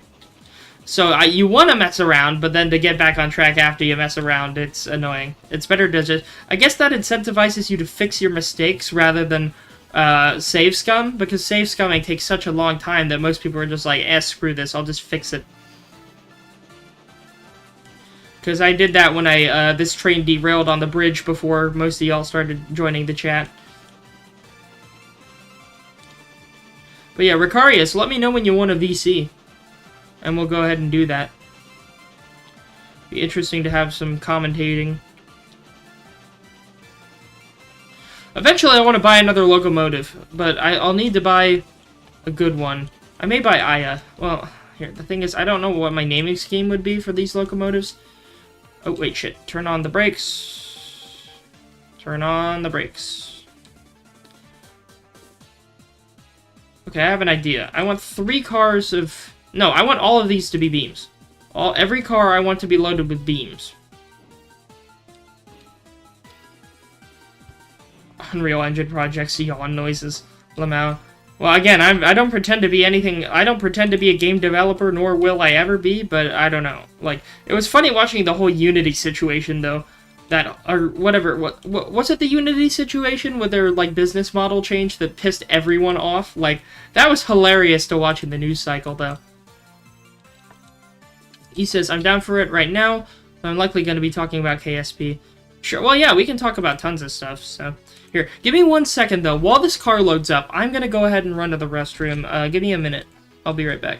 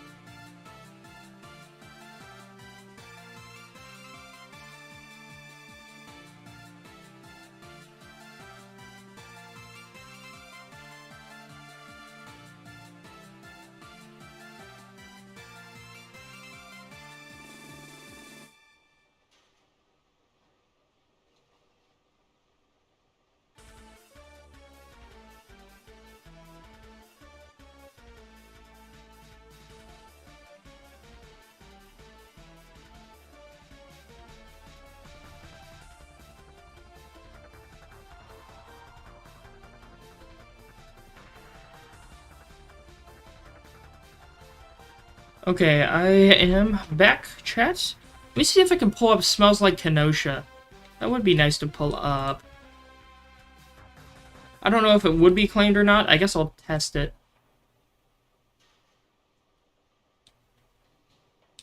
Let's see. Because it is an interesting little song.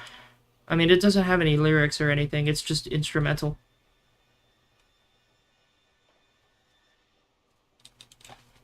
Smells Like Kenosha. There we go. First search result, Lamau.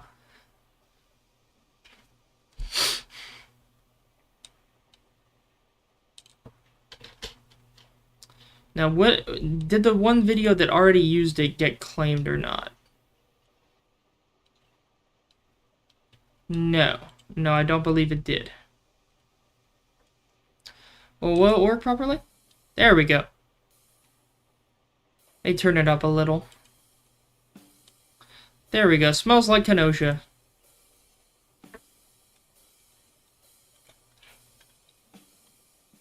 Now, let's go ahead and move up the train a little bit. I want to make sure that we can load the second set of cars, because beams are less dense in terms of raw cargo capacity than the other type of lumber, just the other lumber there.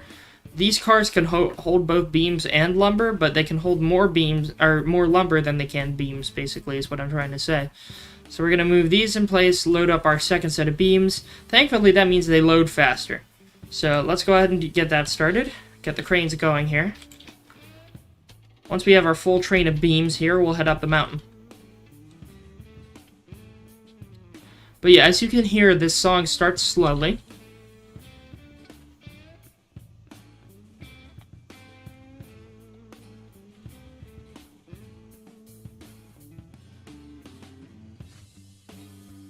There's our second set of beams, and once we get our third, we'll be ready to set off.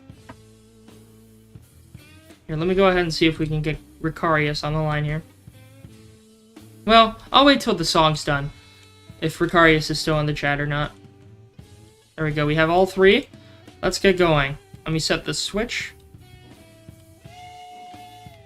There we go, whistling our way out of the station. Get us full throttle. Get us the blazes out of here! And the name's of Tom Hanks here.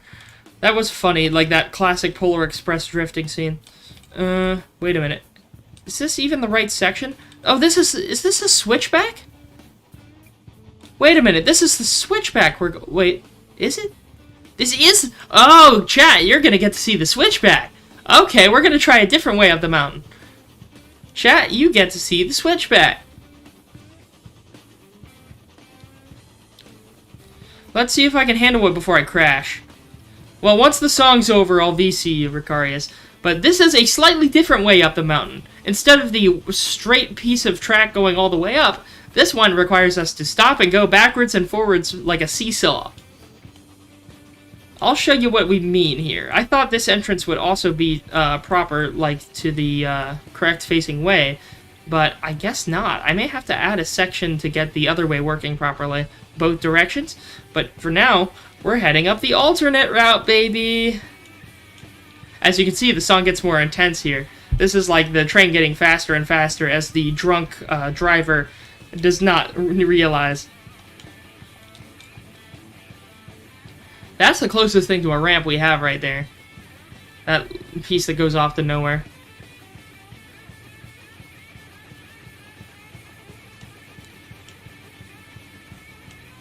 Oh, here's where it crashes, this part of the song. Take a notice.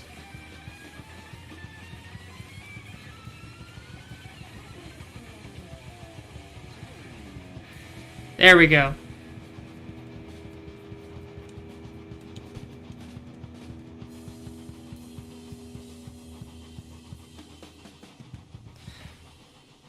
But yeah, it's he has a thing where he played through this game with a guy called Khan. Hyson Khan played this game a long time ago. But in their episodes, their pre-recorded episodes, every time they had a crash, they would always time it in the video to where that song would start. And right when it reached that tumbling point at the end, that's when the crash would happen in the video.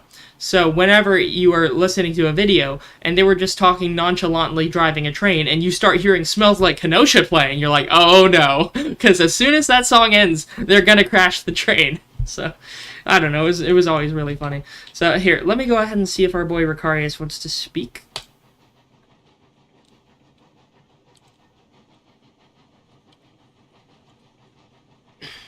Hey, Lamau. Hey, what's up? Oh, let me turn your voice up a little. There we go. After I couple new mods for it. For what?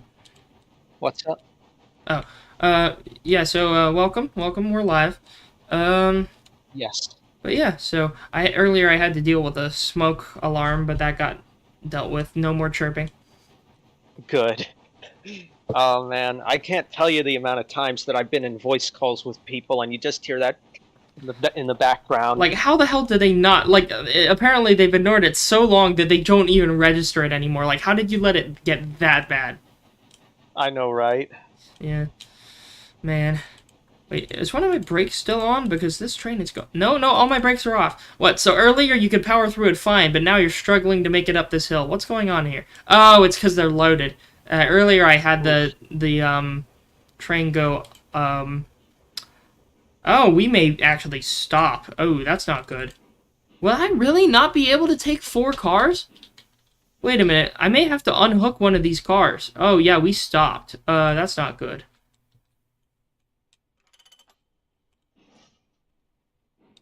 Oh, shit. Yeah, we can't make it... This was a 2.5... Even the switchback was a 2.5% grade. You're telling me we can't make it... Wait, what fuel are we at? 2% fuel. That's not good. Can we get more power now? Please? Really? Oh, that's bad. I thought we could make it up to 2.5 with this. Well, Montezuma was a passenger engine, though. That's the thing. She was built as the first engine for the Denver and Rio Grande as a passenger express engine. And, she wasn't used to taking cargo up a grade, so... Damn. She wasn't used to taking heavy loads. Shut up! Oh, Lord.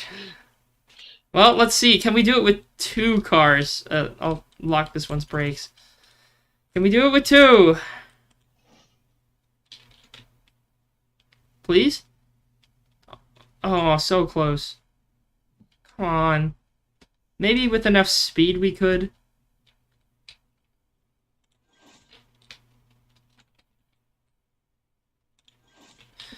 Alright, well... how am I gonna do this? I don't want to buy a helper engine. Yet. I could buy a helper engine, but, like, then I'd have to drive it all the way over here. Shit. Alright, new change of plans. Instead of doing this, we're gonna let this go down the mountain. We're gonna drop this lumber off at the, We're gonna just sell it at the station. Like, because you can go to the main cargo station and sell it instead of bringing it to the iron mine. So in the meantime, we're going to save up enough money doing the basic runs to get a stronger engine, because the Montezuma is very underpowered. It is a starter engine for a reason.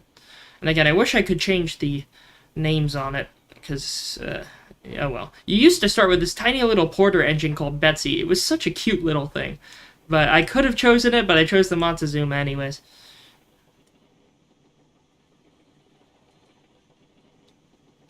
Now, let me turn my regular... Oh, wait, no. Before I turn my regular music on, let me kick on the brakes. Don't want another Kenosha incident. There we go. Oh, is it too loud? Maybe.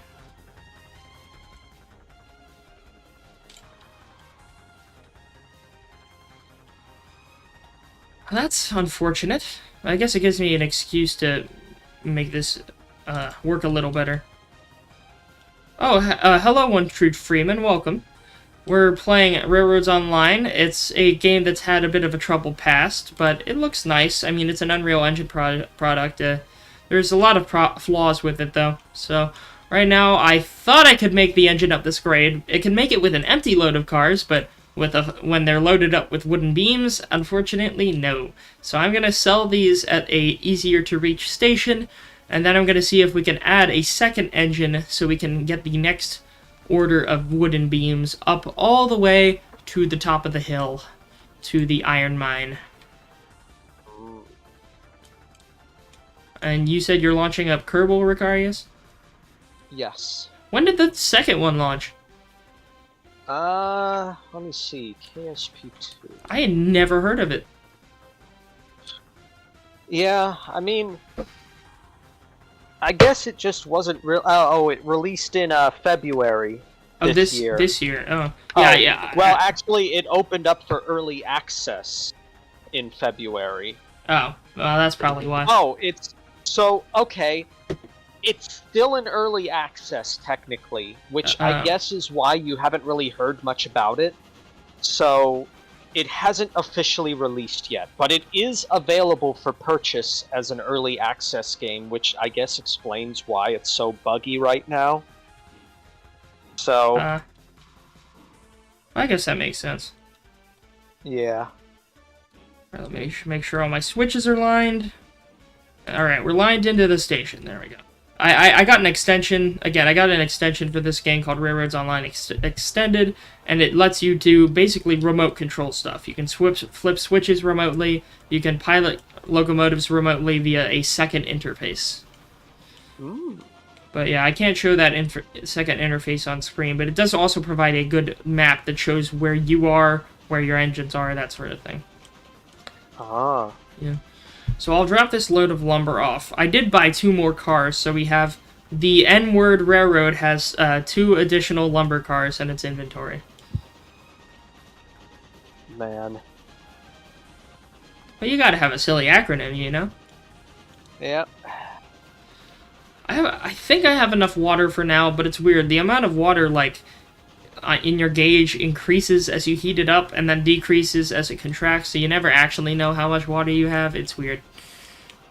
But thankfully, it's not that big of a problem. You don't have to replace it often.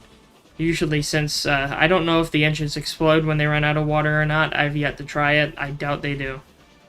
Even though they do it in real life, very much so. Yeah. I mean, there was that Hugbees video about the national pastime of crashing trains together for fun.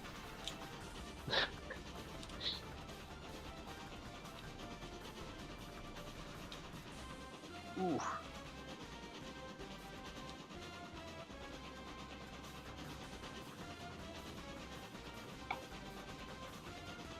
I am tempted to figure out whether or not I could make a train in Kerbal. Oh god, you would need to make all the track, that's the problem. I tried to, you know, a game very similar, like a light version of Kerbal I played a lot on my phone back in the day was Simple Planes, if you've ever heard of that. Yeah, I have. Yeah, I played a lot of... but... I played a lot of it in the past, and I did try to make a train there, and you would have to build all the track, though, as a design for a vehicle, so it did not work very well. I did make something that used, like, VTOL engines to simulate the piston movements of a train, but that was just for shits and giggles. And I had the smokestack be a machine gun. How much money would I need for my first major engine? So how much money... Okay, before I drop off this cargo, I have $1,784. Now, after I drop off all of this, I have $2,072. So a little less than 300 extra. If I wanted to buy a new loco, what would it cost? Well, let me take my shot first.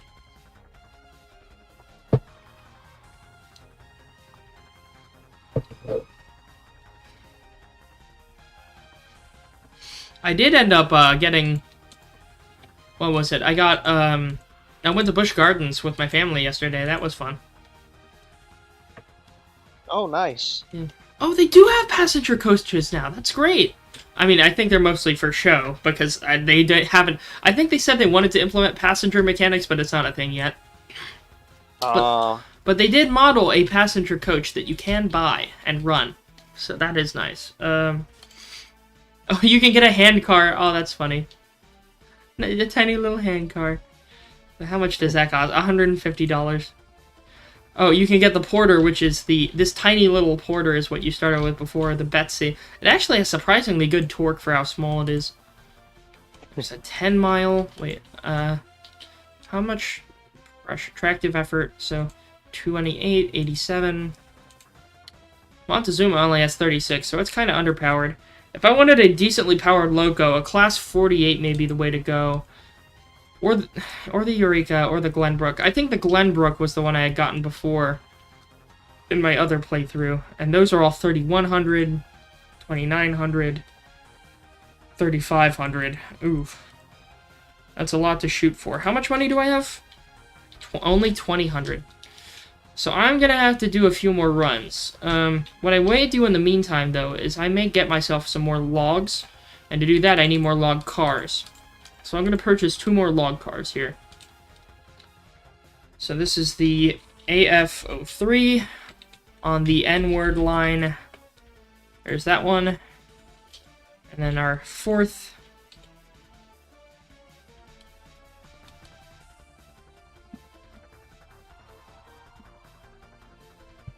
AF04. Oh, that's a J4. 04. On the N-word line.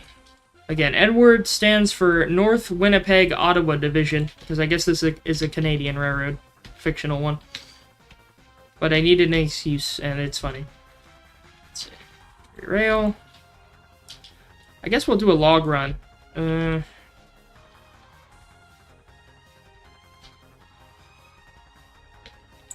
Those are always simple. Gets me a little bit of cash, and it fills up the industries. Because you can sell the logs directly to the, like, cargo platform, which is the main sale hub.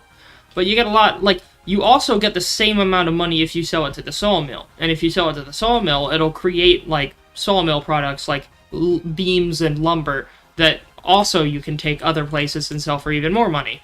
And the more steps in the process, the more money you get, basically. So what I'm going to do is I'm going to disconnect from these flats, and we're going to do a log run. I know what I want to make, though. Ferb, I know what we're going to do today. I want to make a... How do I want to do this? I want to make something called a hump line. A hump line, like, sometimes in railroad, like, yards, you see things on rolling stock that says "do not hump," which, as funny as it is, stands for like a humping a locomotive is, or humping a piece of rolling stock means you use it to automatically have a machine knock it down a grade, and then you can use that to use gravity to sort cars rather than having someone manually move it around with a shunting engine. Again, that's hard to describe fully, but, like, it basically uses gravel instead of a switching engine. Or, not gravel, gravity. I can't speak, Jesus. But they are helpful, and I could build one here. That means I don't have to actually have my engine mess around with the whole connecting process. Damn it. Okay. It makes me build this thing taller than I want to, but whatever.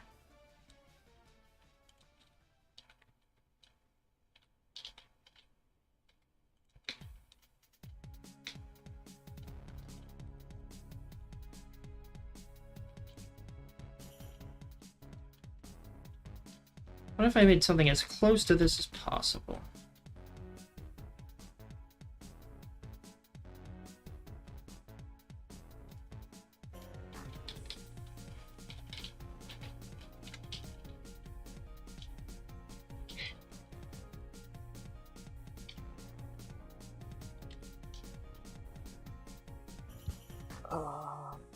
Structural.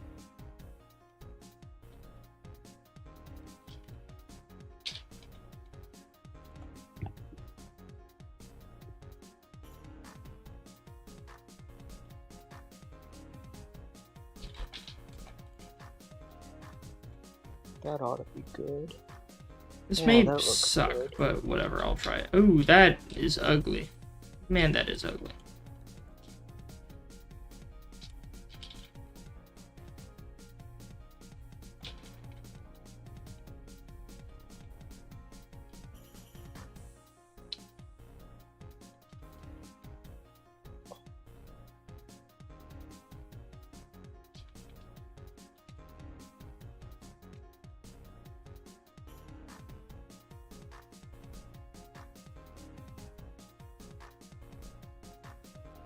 but I want to take the time to properly fix this if I can. Let's see. Switch left. That should be okay, theoretically. If it derails, then it dies. Whatever. I say, let it die. Let it die. Let it die. Well, it'll be weird, but should be fine. Then I can build an actual ramp. So I am going to literally build a ramp, but it's going to be for the purposes of re-railing.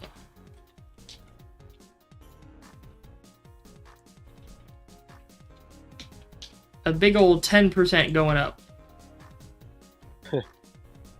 Maximum grade, give it enough speed to head down the line. Move the switch.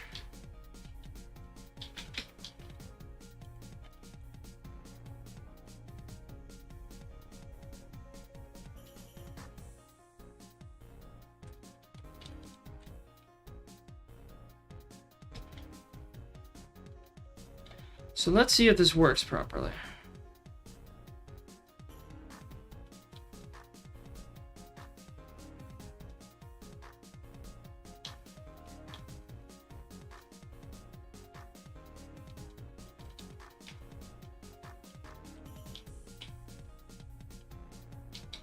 So you're gonna go down.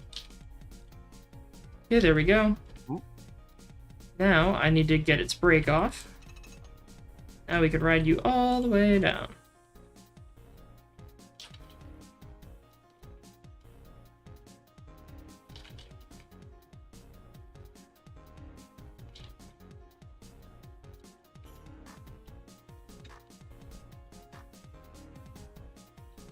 Damn it, I missed. Oh no. It came in too fast. Oh god. There's 1, 2, 3. Perfect. Oh, that worked like a charm. Hey. I do like the sound of the handbrakes, though. They're nice. Although, if you're using the handbrakes while the train is moving, you've already done something terribly wrong. It's a good way to get your hands crushed.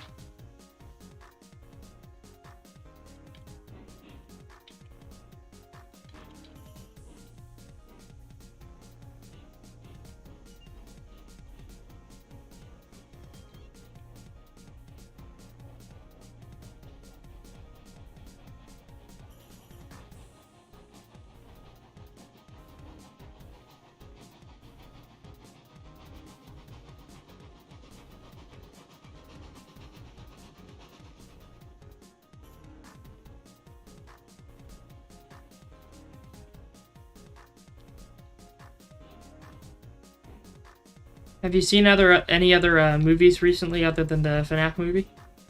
I've actually been thinking of watching the Mario movie with my girlfriend at some point soon. Oh, have you seen it before? No, I haven't actually, so this would be a first time for both of us. Interesting. Oh, I've seen clips of it online though, but other than that, I don't really know much about it. Other than apparently that Peach is kind of a girl boss in it, but... Yeah, I mean, it's fine. It was a decent movie. It's just not as memorable. Like, it was okay. It was perfectly acceptable. It's just they didn't take any risks. Yeah. They took no risks, but it was a fine movie. And it made a shitload of money. But, what else? I did see it opening night with my college friends, and, it's quite an interesting night. I wore a bathrobe to the premiere. Wow. But and I had to walk through the Universal security, which is the same people I interned with before. So that was during the internship. So they saw me waltzing in a bathrobe. Welp. But that was fun. I enjoyed that movie. Jack Black is funny because Jack Black shenanigans. Yes. That's the main reason why I'm looking forward to watching it. Yeah. He does a funny Bowser. Although they incessantly use 80s music when it's not appropriate, so just be ready for that. Yeah. Here's what I've been working on.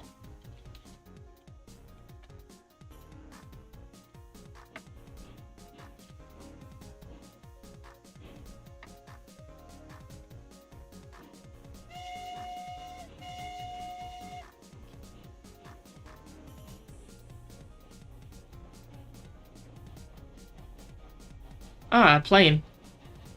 Yes. But you recognize it, yes? I don't know. I can't really recognize any jet fighters from each other. You need to play more Ace Combat then. Well, like, even when I played the games, I don't notice the differences. It's like, oh, that looks cool. I'll pick that. Yeah, I don't actually recognize, they all look the same to me. Damn. This dude racist towards planes. Well, I don't see plane color. Oh my god. But yeah, which one is it? It's the F-16. Okay. Is that a single engine? Yes. Okay. It's a single engine. It's like, it was basically the United States' go-to air superiority fighter before the F-22 came out. Right, because I saw videos recently about the transition from the F-22 to the ongoing, then to the F-35, and now their new 6th generation fighter program, but still. Yeah. I've seen a lot of memes about, like, the attempts by the world to make a 6th generation fighter. God, yeah. And then it's developing from less a fighter to more so a drone-carrying logistics nerve center hub. What if we had AWACS, but make it AWACS 2? Yeah, that'll be a great idea. Let's do it. Lamau. Well, I mean, then again, if you can have one really expensive plane command a bunch of really cheap planes shoved with missiles, then why not? Yeah.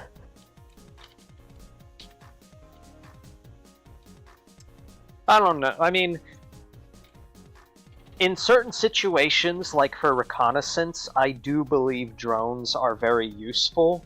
But beyond that, I feel like including them is just cheap and dirty, you know? Well, I mean, everyone's doing it, and if everyone else is doing that, then the person who isn't is behind.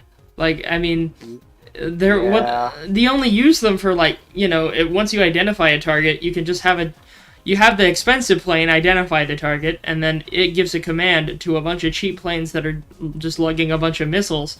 And those cheap automatic or drone planes launch whatever ordnance it needs to. And then that they can soak up whatever fire is sent in against and be like body drones against the really expensive one with all the sensors and detection suites. Yeah, but then at that point it's like there's no, like, there is, okay, this is probably going to sound bad on the surface. Oh boy. But it basically means that there's no more risk of casualties in war, if that becomes the norm. Oh, the risk of casualties will be the people on the ground. Well, yeah, but also in the air. I mean, what I mean is, it makes people less likely to reconsider an aggressive option because they think, well, we're just sending machines at them. There's not actual living people involved. I don't think that would be fully the case, mainly because, you know, there's still the entire ground theater of war where you can't... Again, it relies to where you can't capture a house using a drone or a tank.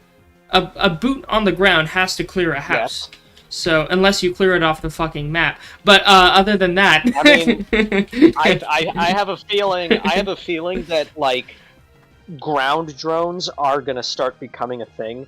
Like, I guarantee you, in the next decade or so, the United States is gonna come out with, like, a Roomba with an AR-15 attached to it. Because I don't know if Boston Dynamics can make a bipedal robot that is combat capable that quickly, and even then... Who needs it to be bipedal? It could just... it could just be a Roomba with an assault rifle strapped to it. Well, then it would have the Dalek fallacy of you can't go upstairs. I mean, I guess you could attach treads to it that are capable of climbing stairs, but yeah. I guess so, but I should you'll shut up. I'm always... giving them ideas. Yeah. I'm giving them ideas. There I will should shut never up. not be a need to have humans on the battlefield and in danger in some form, is what I think. There will always be some inherent risk. Even then, even if it's less human, it would be more economic. It would be that more so war of attrition, who can make the cheapest yet most effective drones. And as long as you keep a good casualty ratio in terms of drones, as long as your drones are cheaper and more effective, then you'll bleed the enemy economy dry. Yeah. So, I mean, war will still... Like, look, humans will take any excuse they can get for war. It's just how they fight that changes, you know? Yeah.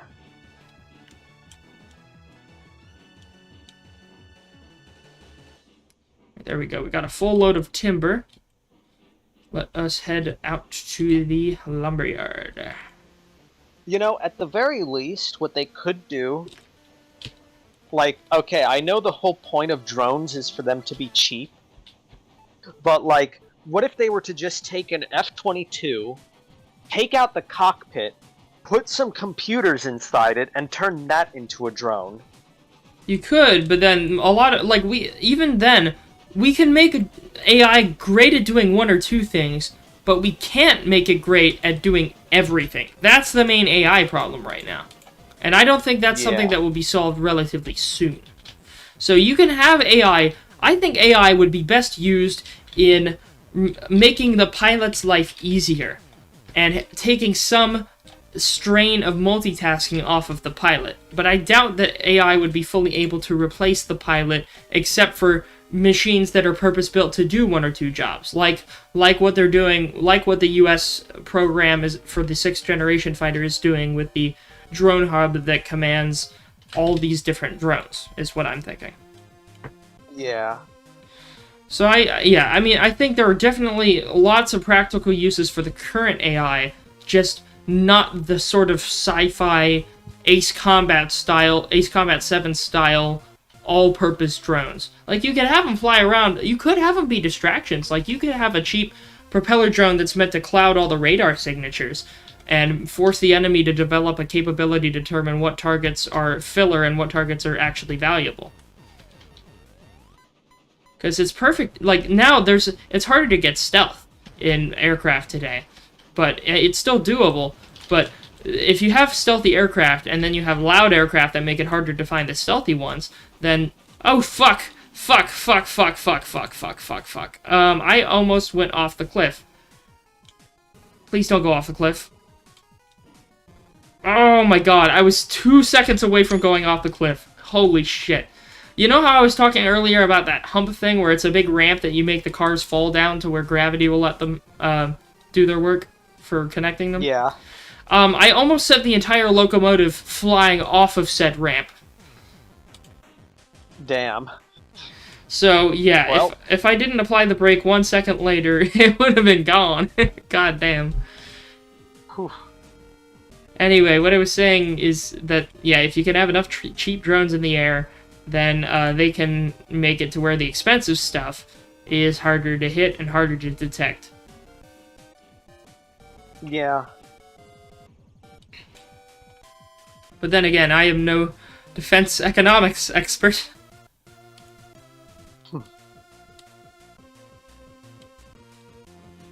All we need to know is cheap equals good. Sometimes. Yeah, sometimes. But it's so weird. Like, it's weird to think that if you have, like, a guy with a rifle, even if he doesn't have any armor or anything, like, a guy with a rifle can still have some threat on a modern battlefield, right? But when you think about it, like, so, when he's fighting a guy that has full modern military infantry training, doctrine, full, decent body armor where it counts, he would probably win against the guy without any training or anything like that. But the guy with no training still has a chance if he can, like, get in the right position. However, when it comes to aircraft, well, like, if you have, like, a P-51 Mustang going against an F-22, the F-22 is going to win every goddamn time. Like, it's just, if it's asymmetric, there's no way the older hardware can actually win, Yeah. Well, that's when the whole quantity thing comes in. Like, Well, the reason the why it's better technology. to have some... Well, what I was saying more so is less the quantity, but even if you had quantity, let's say you had a ton of P-51 Mustangs, right?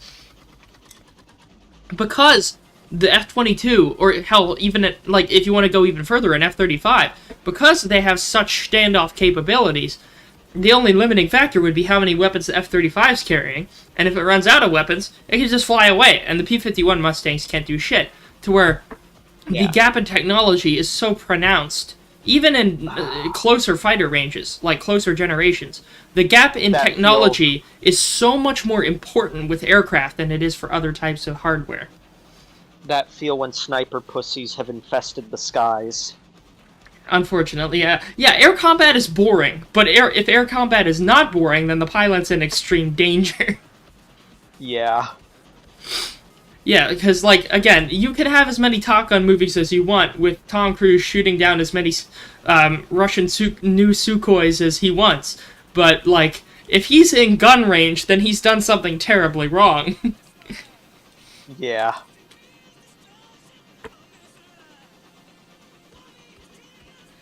Where like, even old World War II artillery pieces could still shoot off a few rounds before they get counter-batteried, and they could serve some use. But, like, I don't know. It's just that whole tech difference.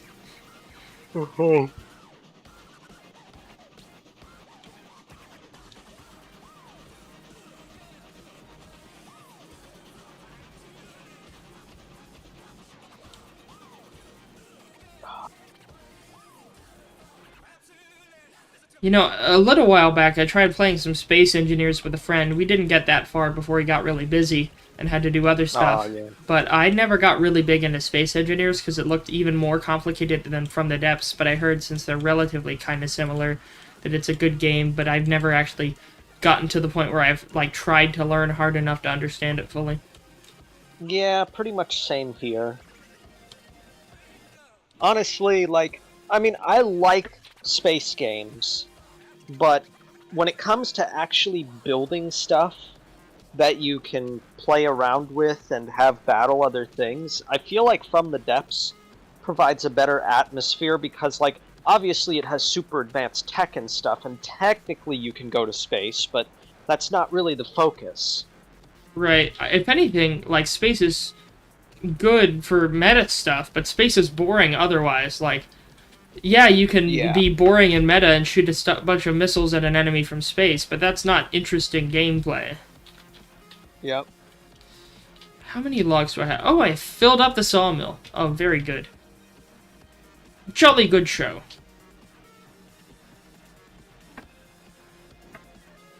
How much money do I have now?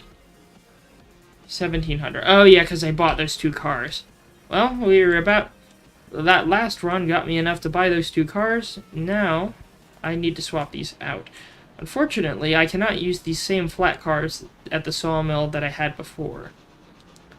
I have to bring my locomotive all the way back, pick up the other cars, and bring them back here.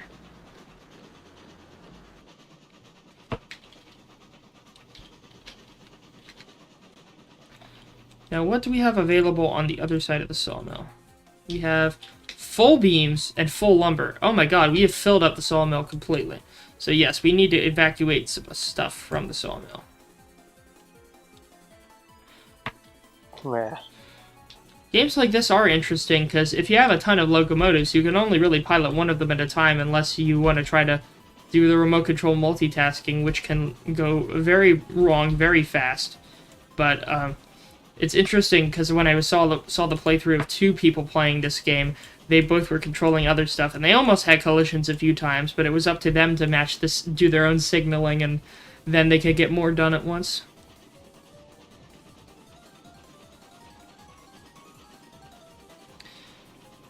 But I mean, then again, I can't pull a ton of freight at one time when I have a locomotive that has the pulling power of a Walt Disneyland locomotive. Literally, because one of the Walt Disneyland Railroad locomotives was based on the Montezuma, which I'm driving right now.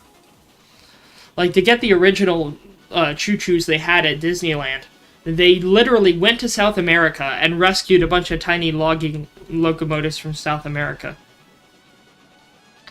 Wow. Although for the ones at Disney World, I think they built those themselves, but Disneyland, they rescued them. Hmm.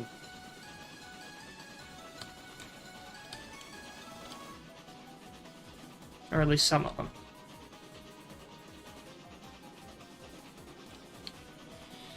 I did try playing Kerbal Space Program a bit, but I never got to the moon, I don't think. I think I ended up, like, crash landing something on the moon, but I don't think I got that far in KSP. Oh.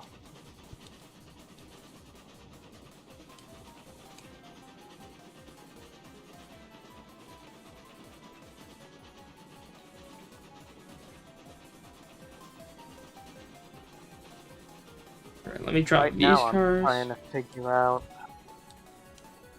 Can you spawn, like, AI-controlled craft to dogfight with? Yes. Let me guess, using some sort of mod or something? Yeah, BD Armory is the mod that you use for dogfighting. It's a weapon pack. To me, I think you had me download that one back when we played. Again, that aspect of what you do in Kerbal reminds me of all I did, the entire focus of Simple Plans. Yeah, pretty much. I mean, again, I did try Simple Planes, but for some reason I felt like Kerbal was just more... Well, I mean, Simple Planes it has simple in the title. Yeah. But that was enough for me, honestly. At least back when I played it in high school on my phone. I mean, they did have a computer and a VR version, but I never tried them out.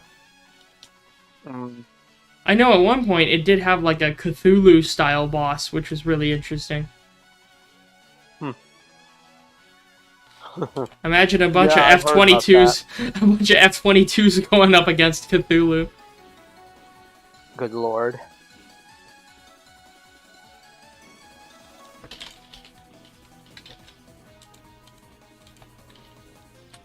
Okay, so this one's set up. I need to get that back there to make sure I can hook up these cars.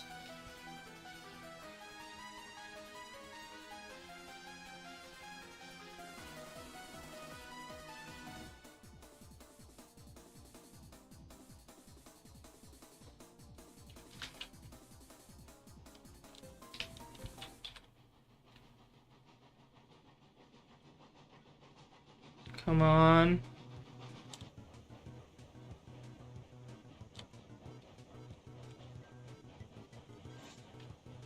There we go.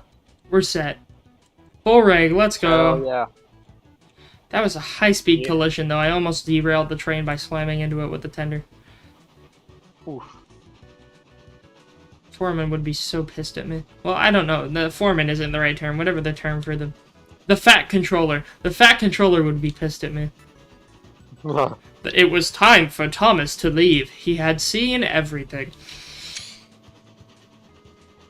Can't believe Ringo Starr voiced the narrator in Thomas. Not only Ringo Starr, but then also... God, what was his name? God damn it. The raunchy guy. God, what was his name? Let me look it up.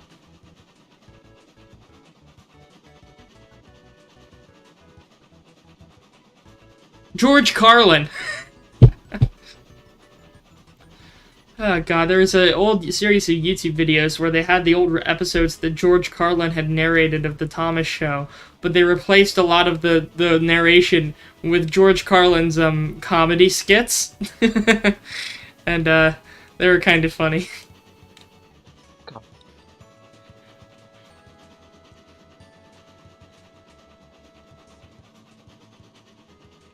So now we are gathering all of this wood up here.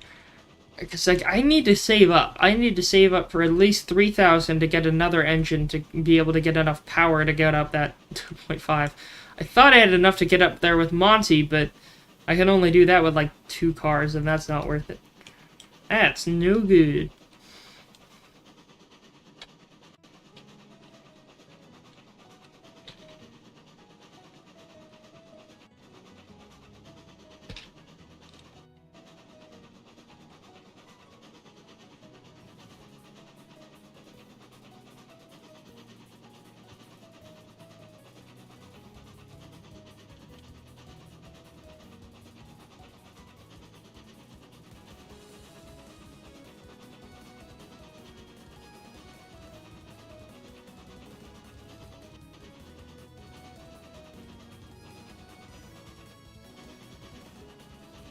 feel like I want to make a new plane. Not sure why. Make a well, I don't know if you have canvas, but I would say make a World War I style, heavy Gotha style bomber. I believe I do have the cockpits and stuff for that, so let me see. If you need any inspiration. Yeah. I always thought those big World War I bombers look cool.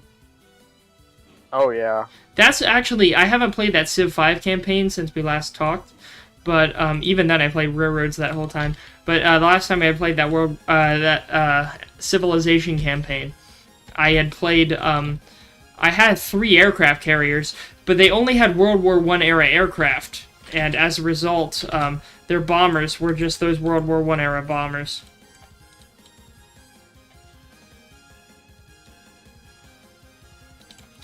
And same with the aircraft, or the fighter aircraft. So they could do the job, but not well, because they were so outdated.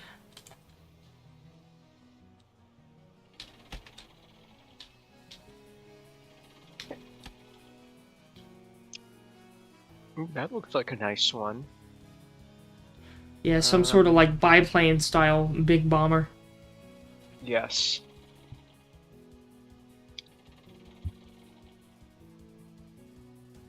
I wonder if they have like mods for Zeppelin technology in Kerbal.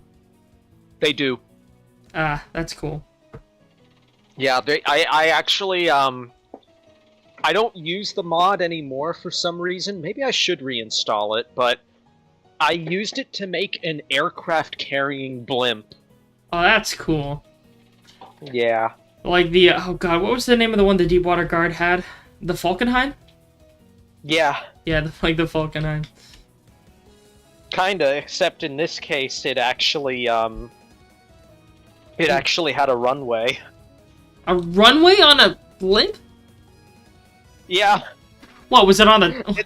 You can't really have it on the top, because that would throw off the gravity. Well, apparently it worked fine. Huh. Alright. Interesting. Right, so I'll take 2 cars, one full of lumber, one full of beams. Oh, 4 cars total then.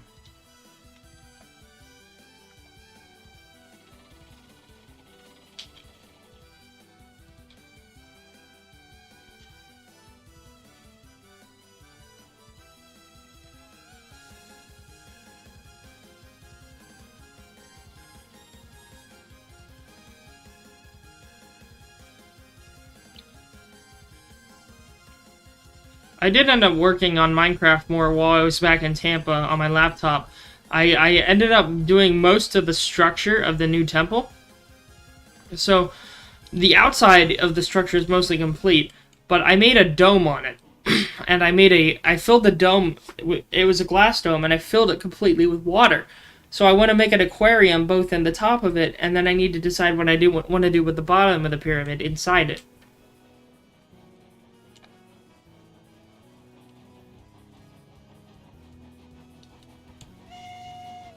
Alright, there we go. Filled up the train, now we're setting off. 4 cars worth. I could probably get 2 more cars, but that would put my time frame off. I just need another engine. If I can make it work with 4 cars, I'll do it.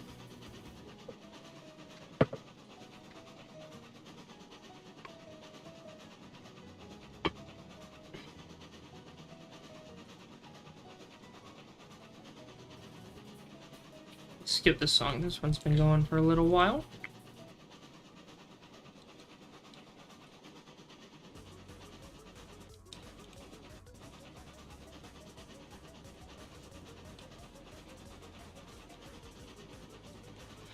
I will say, Unreal Engine in this game does make the lighting look nice. But that's just Unreal Engine's work, not the devs. Yeah. And the modelers, a lot of people helped out with the modeling for this game with getting the engines as good looking as they are. But yeah, it was a collaborative thing. Yeah. What were you saying? Personally, I feel like motion blur is kind of like... I mean, I'm it not a can be big- overdone. Like, it can be done to a comical extent. Yeah. This game is okay about it, I think. It just makes... Yeah, there isn't a ton of it.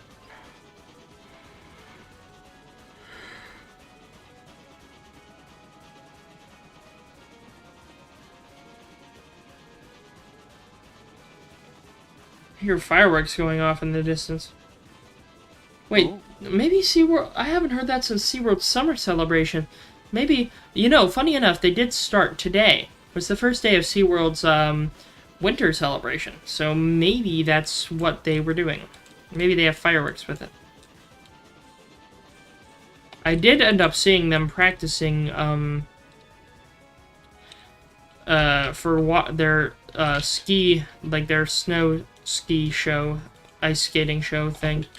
So they have been preparing for it.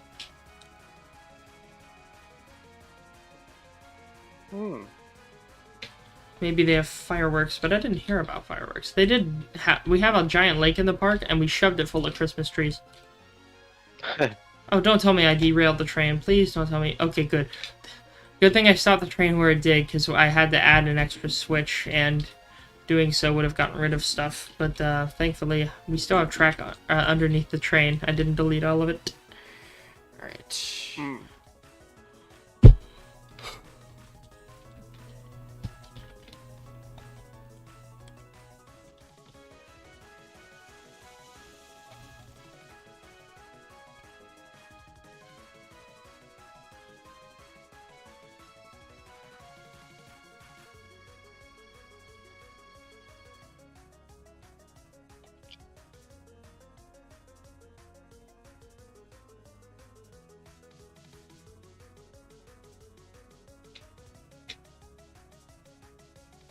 What in the world is this?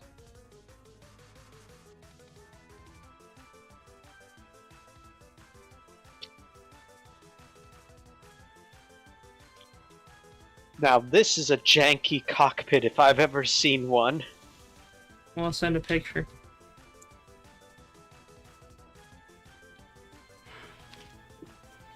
That's a cockpit? What is that? A goddamn, like, speed bike from Star Wars or something? Apparently it's a pod racer cockpit. Yeah, no, yep, yeah, that's a pod racer, yep. I don't know why someone would make that in Kerbal. Fair enough.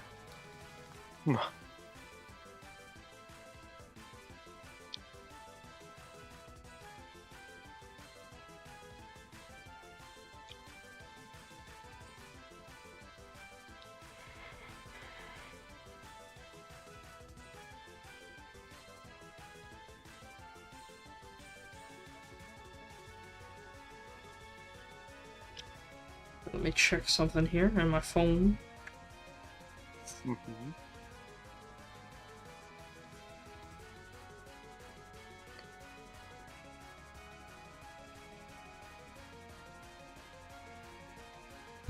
There we go.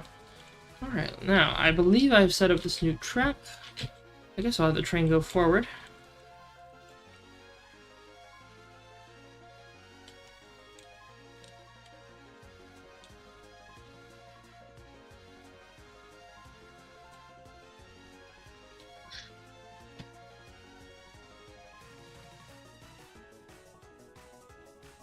Oh no. What? Hold on. Where is it?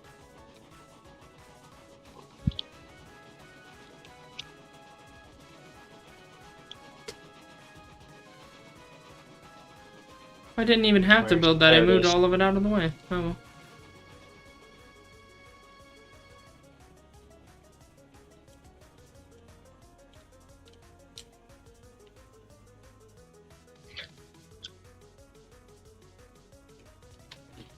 Yeah, that's fireworks. I guess SeaWorld does have a new thing.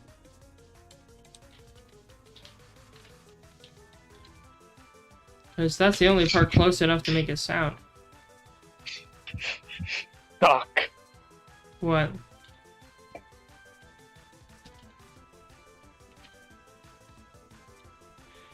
Alright, how much money? 2,000 money. Really? Only 2,000? Damn it, I need more. I want more.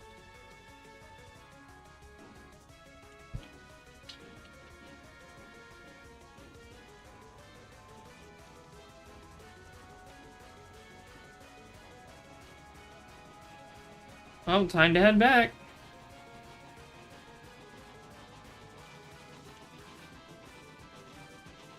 Oh, one movie I did end up seeing that was recorded back at my folks' place that we ended up watching. I had never seen it before, but I had seen so many memes about it.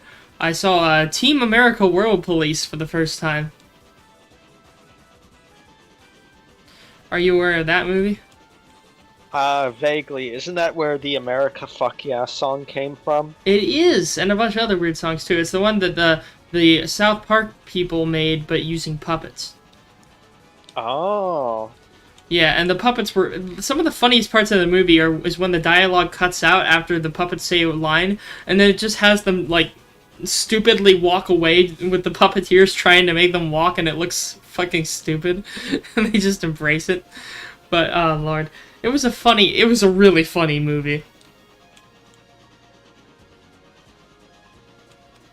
And they had other songs, like one of the songs was like a breakup song called Pearl Harbor Sucked and I Miss You. And it was just riffing on Ben Affleck and the whole cast of that Pearl Harbor movie that, what's his name, Michael Bay made. But saying that, I miss you more than Pearl Harbor sucked. Wow. And they had a ballad about, how lonely... How Ronry Kim Jong-il is in the world when no one is as smart as him. Oh, God. Did you see what I posted after the pod racer? No. Let me pull up Discord. I have to look around my camera. That's a big-ass intake. That's what I said stuck for. That's a big-ass... Yeah, let me get 100% intake, no nose, thank you.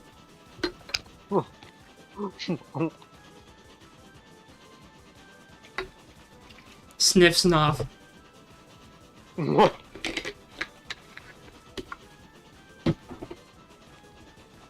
One of these days I am going to forget to put on the brake and I will go plunging into the lake. It will be funny and I will be mad.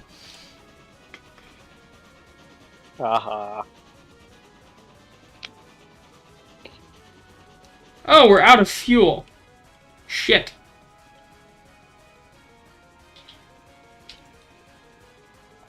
Quick, get the fire up! Go, go, go! Can't believe it. They must have increased the fuel burn rate. Like, it didn't used to be that high. I mean, I guess it makes sense since these wood-burning engines used to vaporize all their wood instantly. What's the water temp? Okay, thankfully the water temp is still at the point where we can make steam with it. Thank God.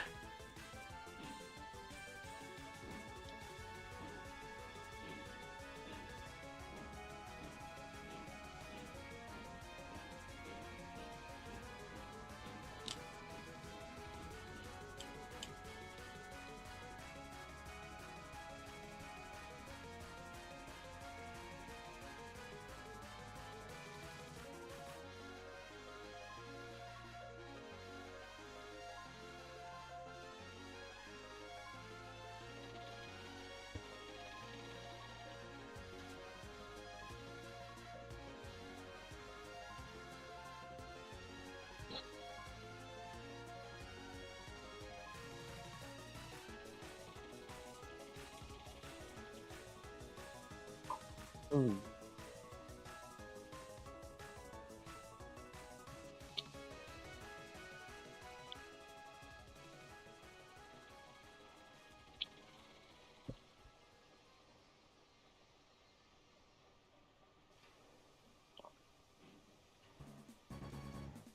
I also made ground vehicles in Kerbal. Did they have a ground... was that a base feature or a mod? Ground vehicles. It is a base feature, but I also am using mods to enhance it. Okay. What was the purpose of ground... Oh, wasn't the only point of ground vehicles in Kerbal just to get basic ground samples, like soil samples or something? Yeah, basically land rovers and stuff. Oh, you could make them deployable from a rocket?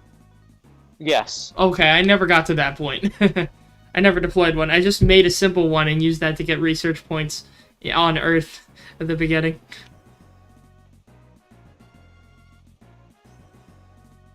Have you built the shitfuck too? The shitfuck too? What? Have you not seen that meme? Wait. Let me find it. Oh, it's a classic. Let me see if I can find it. Shit, it's been a while since I booted this up.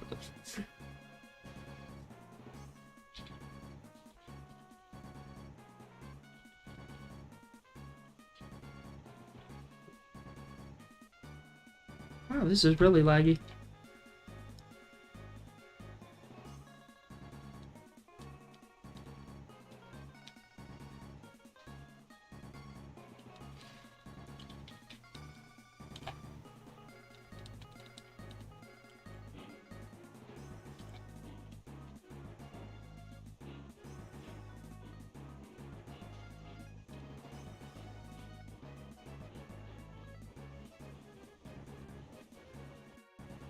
There we go.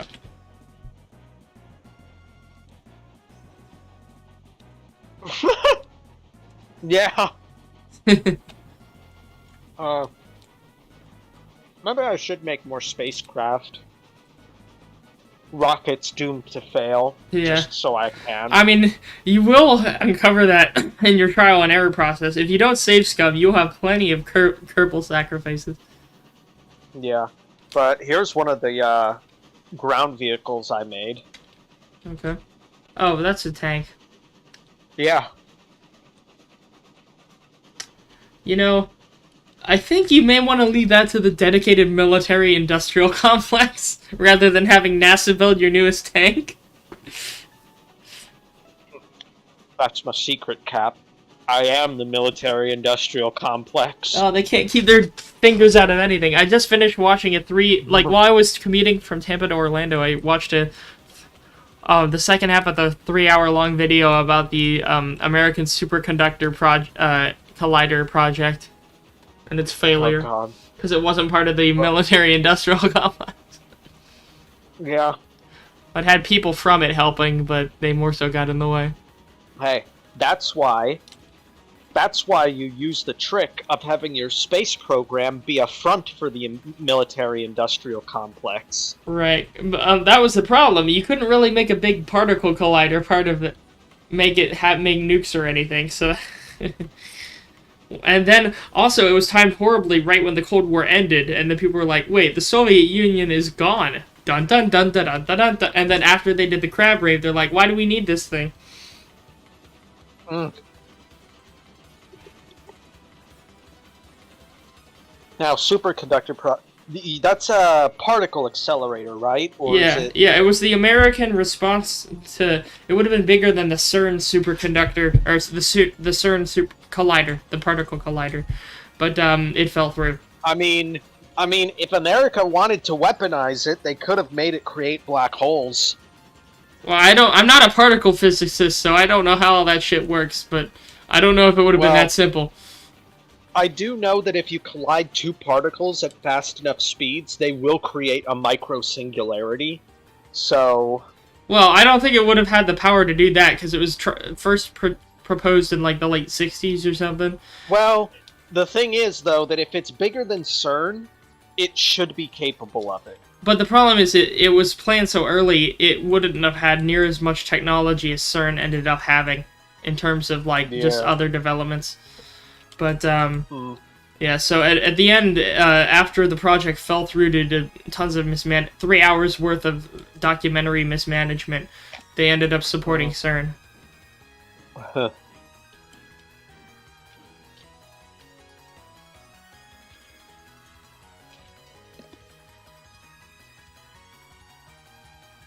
But the main reason they wanted to build it was literally just to find the top quark and the Higgs boson particle. Well, the Swiss beat them to it. Yep. But that was after the project fell through. Mm-hmm.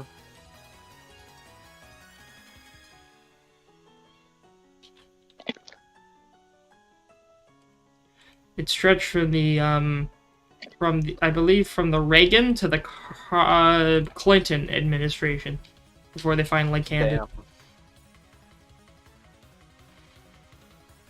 Alright, how much money do I have now? 2,200. Really? Oh, that's not a lot, but I guess I'll keep doing it. I need money.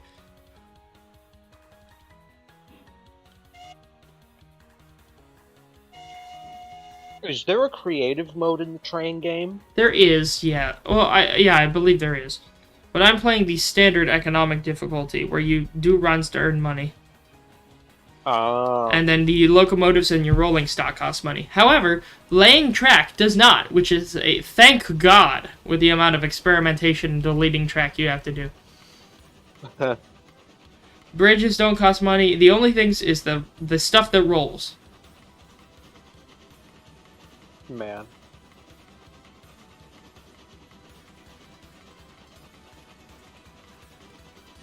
And you can make a roundhouse, which I plan on doing eventually, but no point when I only have one loco.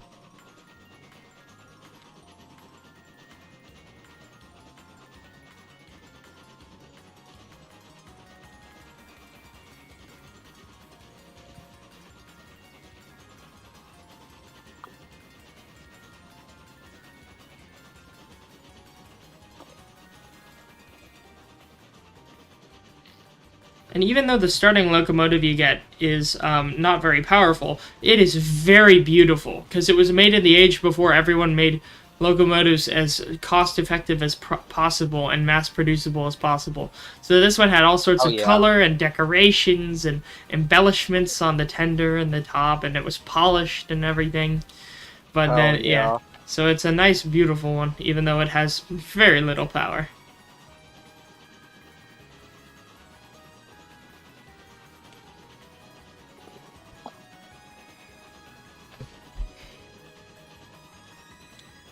But I don't mind doing these runs, because they're simple runs, and the line to the sawmill is not that bad.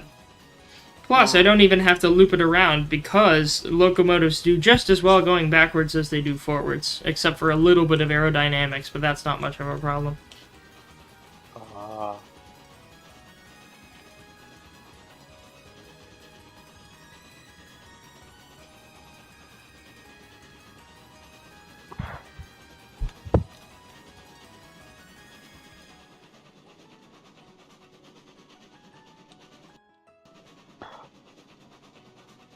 Well, as for my viewers have now or the people watching after the streams ended, you have now seen the route that I tried to take going to the mountain, and you now realize that I cannot make it up the mountain with a full load of 4 cars worth of lumber, although I can do it empty, I just can't do it full. So, until I get a stronger locomotive, I will need to hold off upon that. I will finish this current load, and after this load is dropped off, I will probably end up ending the stream for the night. Fair enough. Probably still stay on the VC, but I'll just end the stream. Yeah, that's fine. Damn it, I overshot. Beep, beep, beep, beep. Backing up! Backing up! There you go. That's a match it. It up. What? Back it up! Back it up! Classic. Patrick, this Hawaiian is incredible, but where'd you get all of the ingredients? Some guy left a 40-foot pineapple standing around. Patrick, I swear to God, boo-womp.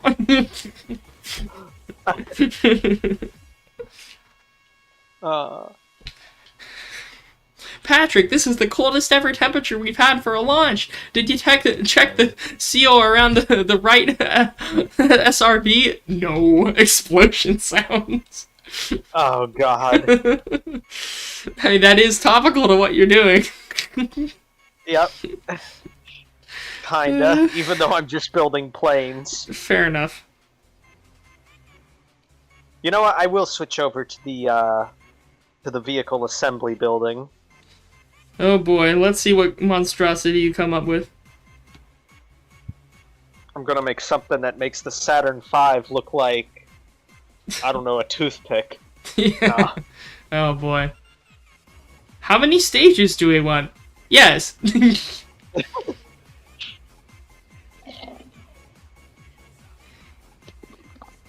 Actually, let me see. I did build some old...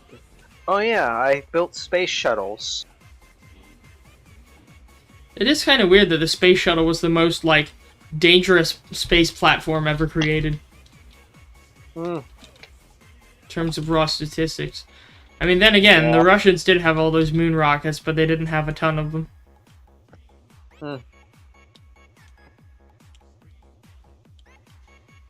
Oh god, the lag. Oh yeah, I remember this one.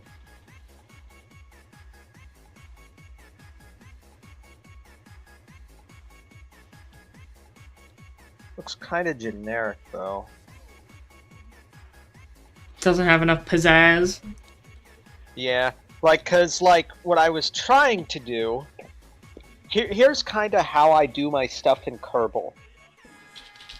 I wanted to make American planes and American spacecraft, and then I also wanted to make Russian planes and Russian spacecraft, and then I wanted to make a third set of aircraft and spacecraft that is unique and belongs to neither one of them. Okay. And I've been trying to think of ways to make them look unique and distinct from both the Americans and the Russians. But I don't know. Go for a flying wing? I don't know. Yeah. I don't know if you can make a flying wing work in space. I still want it to be recognizable as a space shuttle, but I also want it to have that pizzazz about it that makes it look unique. Put some of the stabilizers in the front? Yeah, maybe.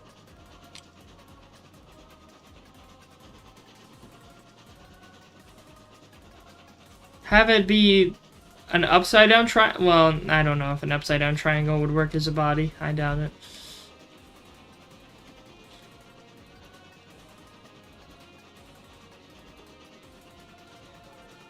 You know, I've never seen an aircraft with an upside down triangle body. Probably for good reason. Yeah.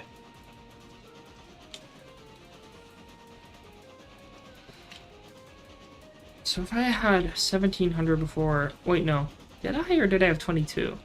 Okay, well, I have almost 2,300 right now. When I drop out this next set, we'll see how much I have. To get the most basic of better locomotives, I'll at least need 2,900.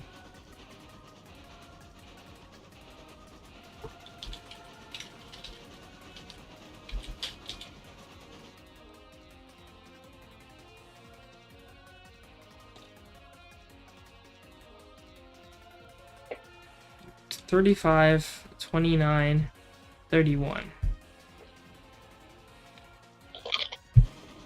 Yeah, I'll need a decent amount.